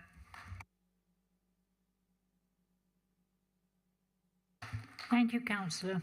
Councillor Noble, please. Thank you, my Lord Mayor. I've not had to experience losing a close loved one, as some of the people have shared. However, as part of my being on the scrutiny committee, we had a scrutiny looking at end of life last year. It was I think it was quite a heavy committee. The reading round was difficult beforehand, but the people from across our local health system, from the hospital, from Marie Curie, from St Luke's and others came and shared and described the challenges they have and the strategies they've got to manage people's healths and needs at the end, in the end of life phase there. We had 2 sessions. It had to be split into 2 sessions. I think it was probably too much to have in one session as it was planned. It was very difficult for people to go through. But on the second session, we learnt about how some of the projects described, how they're beginning to be implemented. In my own ward, Marie Curie were working with local people, actually using the Mosaic marketing groups, you see, of value vintage, and actually how they were using that to identify areas of people with needs and discuss death literacy, so getting people to think about their needs and think about end of life things, some of the terms you've described there, you know, advanced care planning and things, getting those things, people talking about those things so they can plan better for the future. At the October meeting where some of these, where we were updated as a committee on this, it was shown a video, Gail and Donna's story, and this was two daughters who were talking about their mums, how their mum was cared for at Mount Gold instead of, and using that pathway, so you know, that patient wasn't there in the middle of a very busy ED or on an acute ward, which can be very busy, and you know, not particularly a place, you know, competing with lots of other people's needs, and somewhere at Mount Gold it was quieter, so they could visit easier, there wasn't all the restrictions and the busyness, so you know, that was just one of the things. There was a number of recommendations there, and I think, you know, we must thank the team for organising the, and I hope we can implement all the recommendations from that report. Thank you for listening. Thank you, Councillor Noble. Councillor Aspinall. Thank you, Lord Mayor.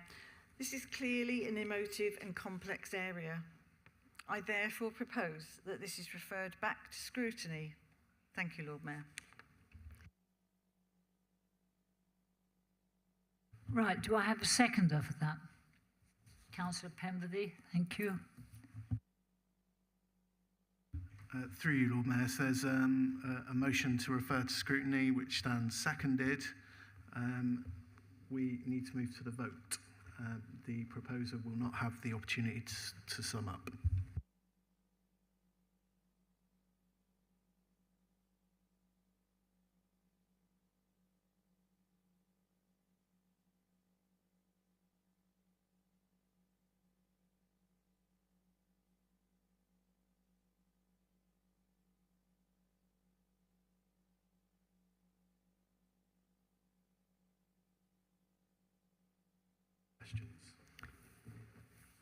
Thank you.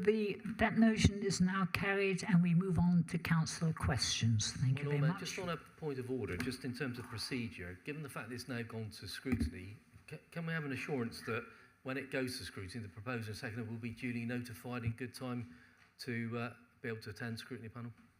Yes, councillor, it will.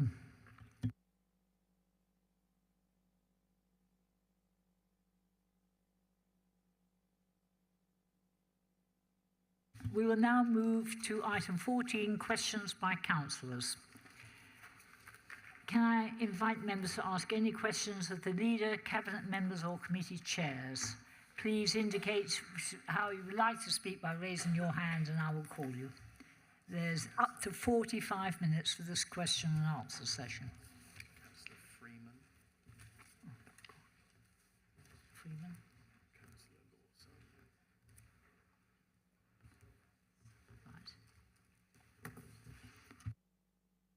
Councillor Freeman, I have your name first. Thank you, Lord Mayor. I actually have two questions, for different cabinet members. May I put them both together or separately? Right, thank you. Okay, so my first question, please, will be for Councillor Hayden, cabinet member for libraries. Devonport Library is open 2 days a week, and we have had email requests from various residents in the area to look at opening up on the Saturday. Are there any plans in the future to open Devonport Library up for an additional day a week? If there are not, or if funding is difficult, would you have any objections to us working with local organisations and the local community to sign up volunteers who can perhaps help to run a library for an extra day a week? Thank you. Through you, Lord Mayor, I'm sorry to say that there isn't any extra funding. This administration has felt it really important to keep all our libraries opened, even if it is for 2 days a week. We had seen in previous administration, shall we put it that way, that libraries were closed. So my priority is to keep as many opened as possible. What I would recommend, if we can get a core of volunteers alongside an employer of the libraries, a librarian, then we could look at opening our libraries any longer. And that goes for all our libraries in the city. You know, let me say our volunteers in our library service are absolutely fantastic. We wouldn't be able to run our Summer Reading Challenge. And I'd like to thank all councillors that actually contributed to the Summer Reading Challenge, because it makes a mass difference to our young people being able to read. So I do welcome volunteers. I'm quite happy to have a discussion outside this chamber if you wish, Councillor Freeman. Thank you, Lord Mayor. Thank you, Councillor. Councillor Lawson. Thank you, Lord Mayor. My question is for Councillor Creswell. I welcome the government proposal for universal free school breakfast clubs and the fact that we have 5 schools locally who have been selected as early adopters. I'd like to ask what impact this would have on child poverty in the city. Thank you. Thank you, Councillor Lawson. Yes, I'm really delighted that we managed to have 5 schools who are on the early adopter scheme. There are only 750 schools actually who have been accepted onto that scheme anyway, so really fortunate that we actually managed to get 5 schools and really grateful that our schools applied. From the point of view of the benefits, is that it's estimated that it'll save parents about £450 per year in terms of those childcare costs, which is obviously a benefit to the family in terms of cost of living crisis. But I think we also have to think in terms of the other benefits as well, which do have impact in terms of family poverty also, in terms of the fact that parents can feel confident that their children are going to be effectively looked after and supportive and secure and going to be able to have their tummies filled in order to feed those hungry minds, that those children will then be able to go into school after having the free breakfast club, early morning activities and such, and be able to go into school with that sort of like really a calm, productive start to the school morning. And that is really important in terms of long term, in terms of children's attainment in school. And that ability to be able to thrive and also attain is key, in fact, long term to those children in terms of their own economic success as well. So I look forward to seeing how the programme goes and then the whole rollout, which will happen in next academic year. So it's a real win-win and a real positive. Thank you. Councillor Noble, next one. This is a question for Councillor Aspinall. This coming Sunday marks 5 years since the first national COVID lockdown on the 23rd of March 2020. Reflecting on the subsequent lockdowns and restrictions, how have the innovative working practices developed during that period strengthened the long-term health and community well-being for our residents? Thank you, Councillor Noble, for that. Before I start answering this question, I'd really like to pay tribute to Councillor Kate Taylor, who was the Cabinet member at that time. And I know how hard she worked and the rest of the Cabinet at that time to make sure Plymouth stayed safe.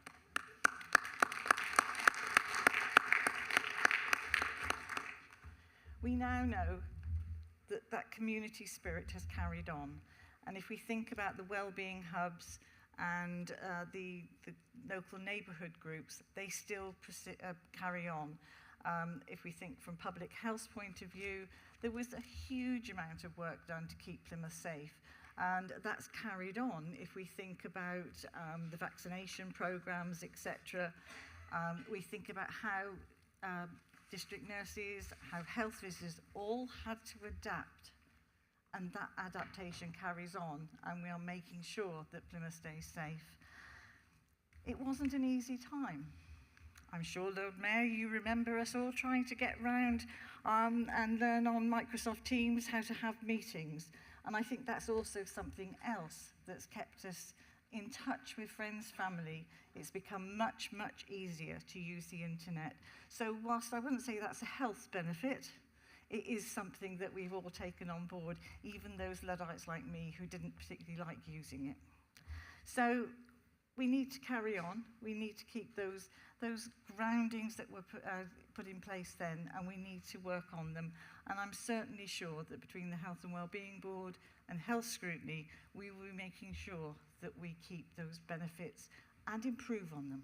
So thank you, Councillor Noble, for asking me that. Thank you. Councillor Test-Blight. Thank you, Lord Mayor. My question is for Councillor Coker. A number of residents in Buckland have raised concerns about traffic and poor parking around our local schools. I had a meeting with Fred Thomas MP and the rights respecting school leaders in Malvern Vale Primary School on Friday, and I've had many conversations with residents worried about erratic driving in Boniface Lane, with drivers attempting to access the school and the church on the wrong side of the road. Can you tell us if there are any updates on what is being done to address these concerns, please?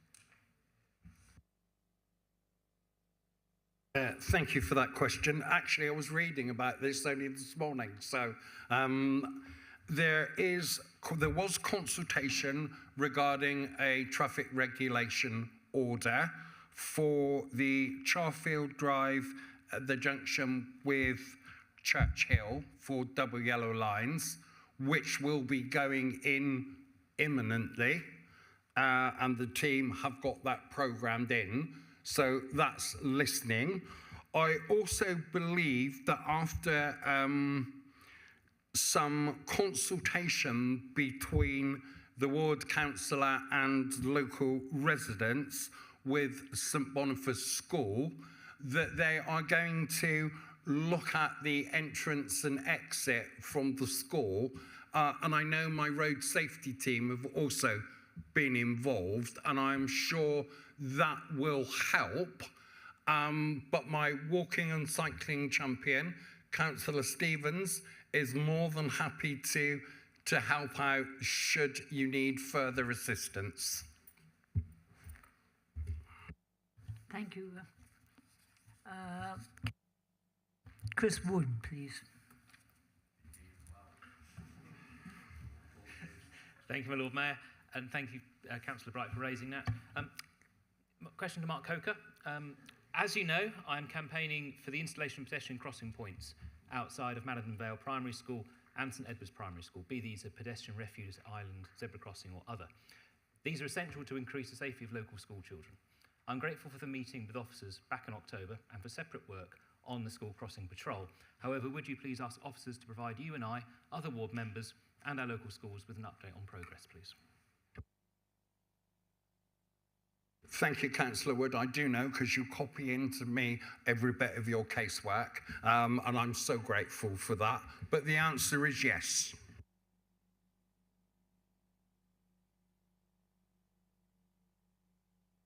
Thank you. Have Councillor Freeman again, please. Twice in one day. I have a question, please, for Councillor Dan, Cabinet Member for Leisure. With regards to Mount Wise swimming pools, these have been free to access for the core hours for the last few years, for which citywide and local residents are extremely grateful. Can you confirm if the core hours will continue to remain free for this coming financial year? Thank you. Thank you, Councillor Freeman. The answer to that is yes. We're hoping to open them on about the weekend of May the 24th again, and we will do exactly the same as what we did last year, which was to have units during the course of the day so we get as many people in and out. And let's just hope that we have a better summer than we had last year, because that would really help in keeping the numbers up. So thank you. Thank you. Councillor Steve Ricketts. Thank you, Lord Mayor. This was for Councillor Briers-Dell, but as he's not here, looks like Councillor Evans, if you could answer this one potentially. in recent weeks, there's been an escalation in Greenbank's always difficult to manage with waste and etc. And there's been a lot of reporting from myself, and I spoke to Councillor Holloway at the break. Could you just get back to us, if you could speak to the department on why in recent weeks there seems to be a serious upturn in waste and rubbish in the Greenbank area?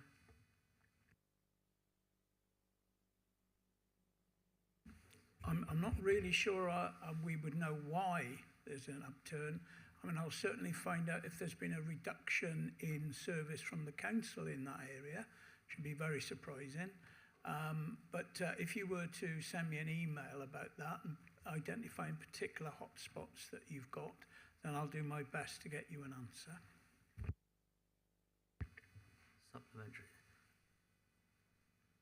Thank you, Councillor Evans. We are sending things through the casework system as always, but residents are getting towards the end of their tether, and I did say that I would raise it in full council just to alleviate their concerns.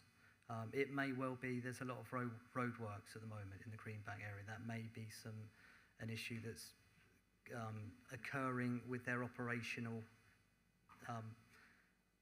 with the operation of cleaning the area, okay? So we're just trying to work together to see if that is the issue, why the collection doesn't seem to be happening as regularly as it has been. So I appreciate you speaking to the department. If they can get back to me, there might be a sickness issue in the department at the moment. I don't know, but if somebody could just find out, that would be most courteous, and then I can let the residents know. Thank you. As I don't have access to your casework that you've put through the system, if you'd send me an email identifying the areas of concern, then I can see if I can get you an answer to your question. Thank you. Councillor Josh McCarthy, please. Thank you, Lord Mayor. Yes, I've a question for Councillor Dan.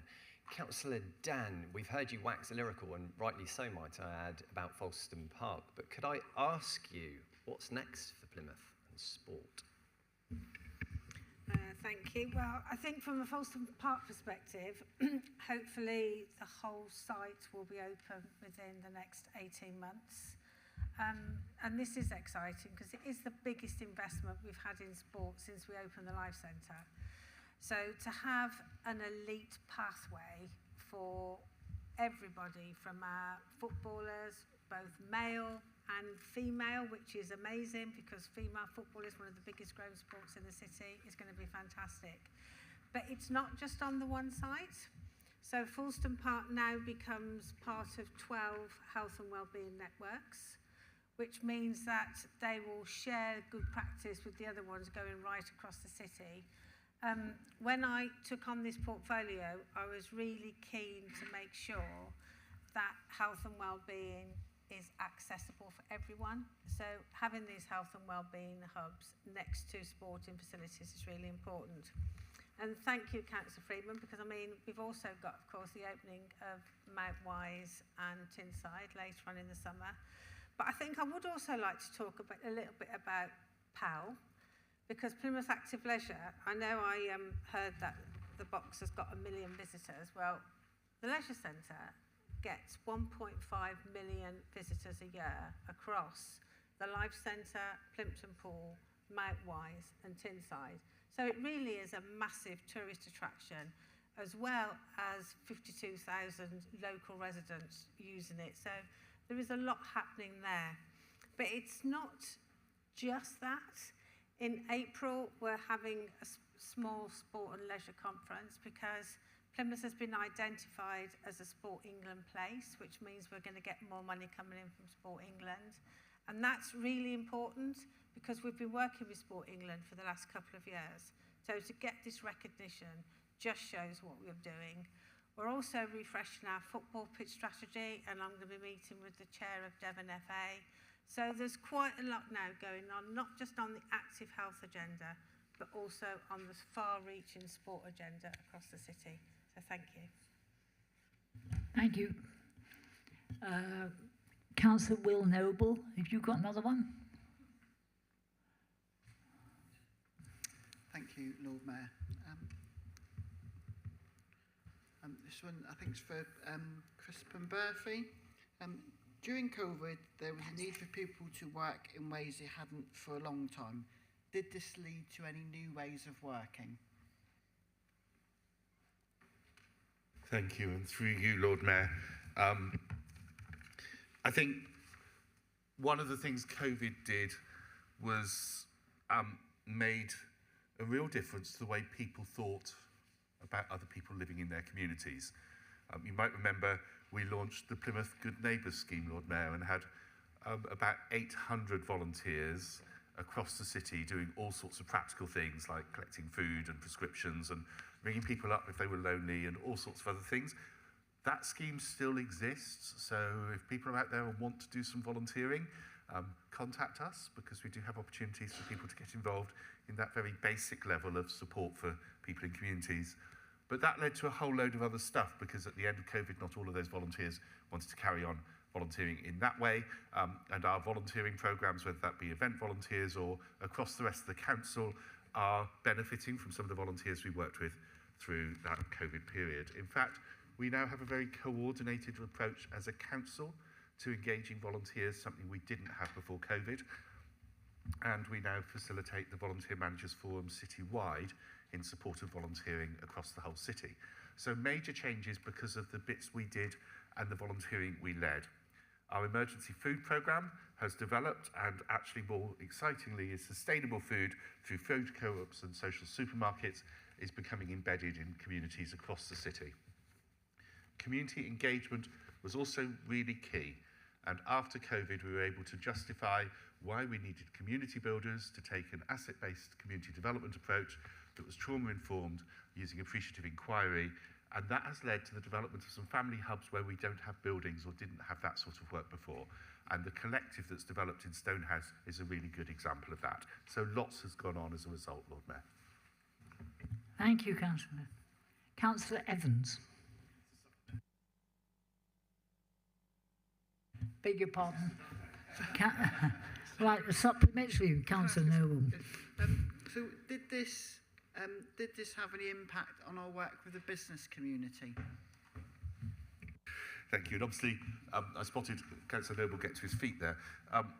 Volunteering isn't only done on the basis of people doing things as individuals, it's also had a really big impact on the way that businesses work in the city. And businesses want to engage in us differently. And through COVID, we worked with them on the Resurgam programme. And the Resurgam programme leading to the Charter has been really influential in the work we've now got and agreed last Monday in the economic strategy. The inclusive growth work we do has come in great part because of the partnerships we built during COVID, and that is having a really big impact on the city to do with earning levels, equalities in the workplace, and has helped us identify that actually one of the big things we need to do in the city is tackle the gender pay gap across the whole city and do more work to support women in employment to earn the money that men earn, because that is a real gap that we can do something about. We wouldn't have been in the position we're in today were it not for the work we did in partnership with people like the Chamber, the Federation, the Social Enterprise Network and others to get us to a point of being able to move that whole piece of work forward. So it wasn't only individuals, it was also the way businesses work and feel that they are corporate citizens that was really important, launched during COVID. Thank you. Thank you, Councillor Bentley. Right, Councillor Evans, I think you're on. Thank you very much, Lord Mayor. Like a lot of people, I've had a bill for council tax and a lovely leaflet from Alison and Anders telling us how she's spending our money. Obviously now, as a result of the number of tax rises in her precept over the last few years since she's been there, it's nearly 50-50 now between funding local, between government grant and council tax.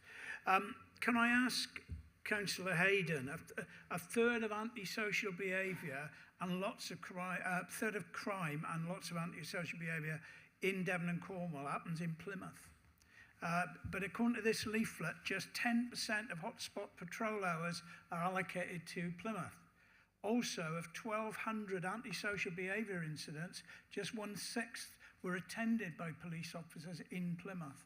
Of 189 arrests in Devon and Cornwall, just 1/6 were in Plymouth. So can I ask Councillor Hayden to raise this alarming disparity in police activity in Plymouth with the police and crime panel at earliest opportunity?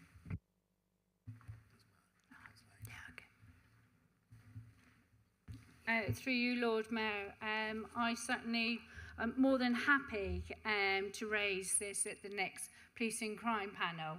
But can I assure the leader that on every occasion we raise, myself as the chair and Councillor Chris Penberthy, who is also a member on the panel, raises our concern about how much in value we're getting as a city.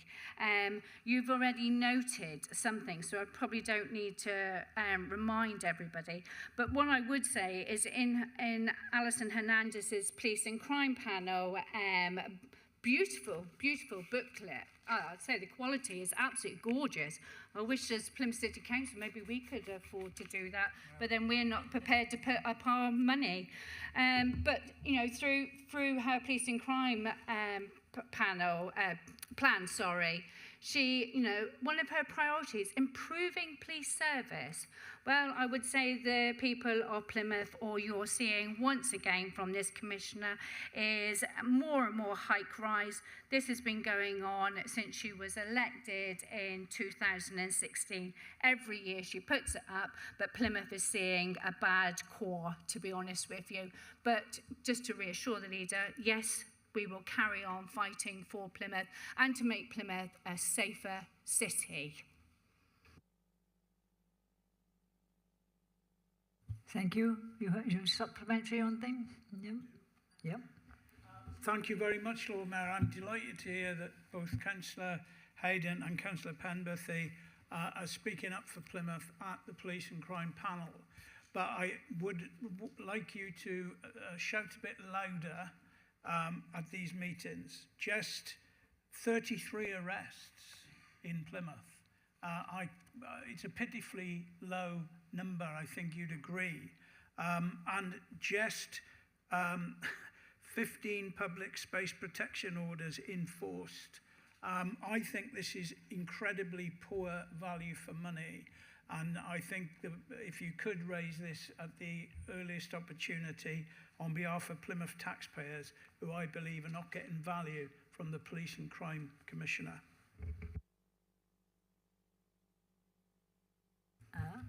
Councillor, do I have a right to come back or not? Lord Mayor, do I have a right to answer? Councillor? Okay. So everybody who will receive their council tax bill here in Plymouth will see at the top of their page, and I think it's quite an insult when you look at Torbay, Devon and Cornwall are receiving a better service from our Commissioner than what we are in Plymouth. So yes, I will shout louder and louder, Councillor Evans, please be assured. Thank you, Councillor Hayden. Councillor Finn, please. I would just like to say in response to that, Councillor Hayden. Ask a question. I'd like to ask a question regarding the Police and Crime Commissioner. Are you aware that the Police and Crime Commissioner cannot influence operational policing? And is that what you're referring to when you just made your speech? Lord Mayor, I'm going to take that as a question to me. I take it was a question? Yes. I'm fully aware, thank you, Councillor Finn. I've been on the panel for many, many years, serving this council for nearly 20 years now. So I absolutely know how the Commissioner works and how our policing service works. The Commissioner is funding our police. If our police are not being funded enough, then they cannot carry on their duty. At no time will I allow any member in this council to put our police service down. They do a fantastic job. May I also just remind you that if you ever have the opportunity to watch a Police and Crime panel, please feel free. I actually fight for our police estates in here, in our city. When we look at Crown Hill, Crown Hill, Charles Cross, they are working in terrible conditions. So that is on our agenda as well, that this commissioner looks after Plymouth for a change, not Torbay or Exeter. We need our fair share as well. Thank you, Councillor. Right. Just a supplementary, Lord Mayor. As a councillor advocate, I fully support any endeavour to better the policing in Plymouth, as we do on this side, and as councillor advocates do as well. Not a question, but thank you very much. Councillor Nicholson. Thank you, Lord Mayor. In the light of the very appropriate questions to Councillor Hayden, may I ask Councillor Hayden, would she extend an invitation to the Police and Crime Commissioner and whoever the acting Chief Constable may be at the time, to a meeting of the whole, to a whole councillor briefing, which we can actually put questions directed to the police force? Because I'm sure she would agree, because she's just mentioned it, that really the service we're getting at the moment is poor and inadequate. And I hope she would agree with me that the Police and Crime Commissioner and the Chief Constable should come and meet councillors in Plymouth. I certainly would be more than happy to put that invitation out. I have asked our James Borg, who is our acting. I get lost with all the actings at the moment. I've offered a nighttime walk around our city as well. He's very keen to work down here in Plymouth, but I certainly will put that briefing to both of them. Thank you, Lord Mayor. Thank you. Are there any more questions? Right, then in that case, that concludes the business of the full council. Thank you, members, for your time and engagement, and I wish you and all those watching a good evening and hope you all stay safe and well. Thank you.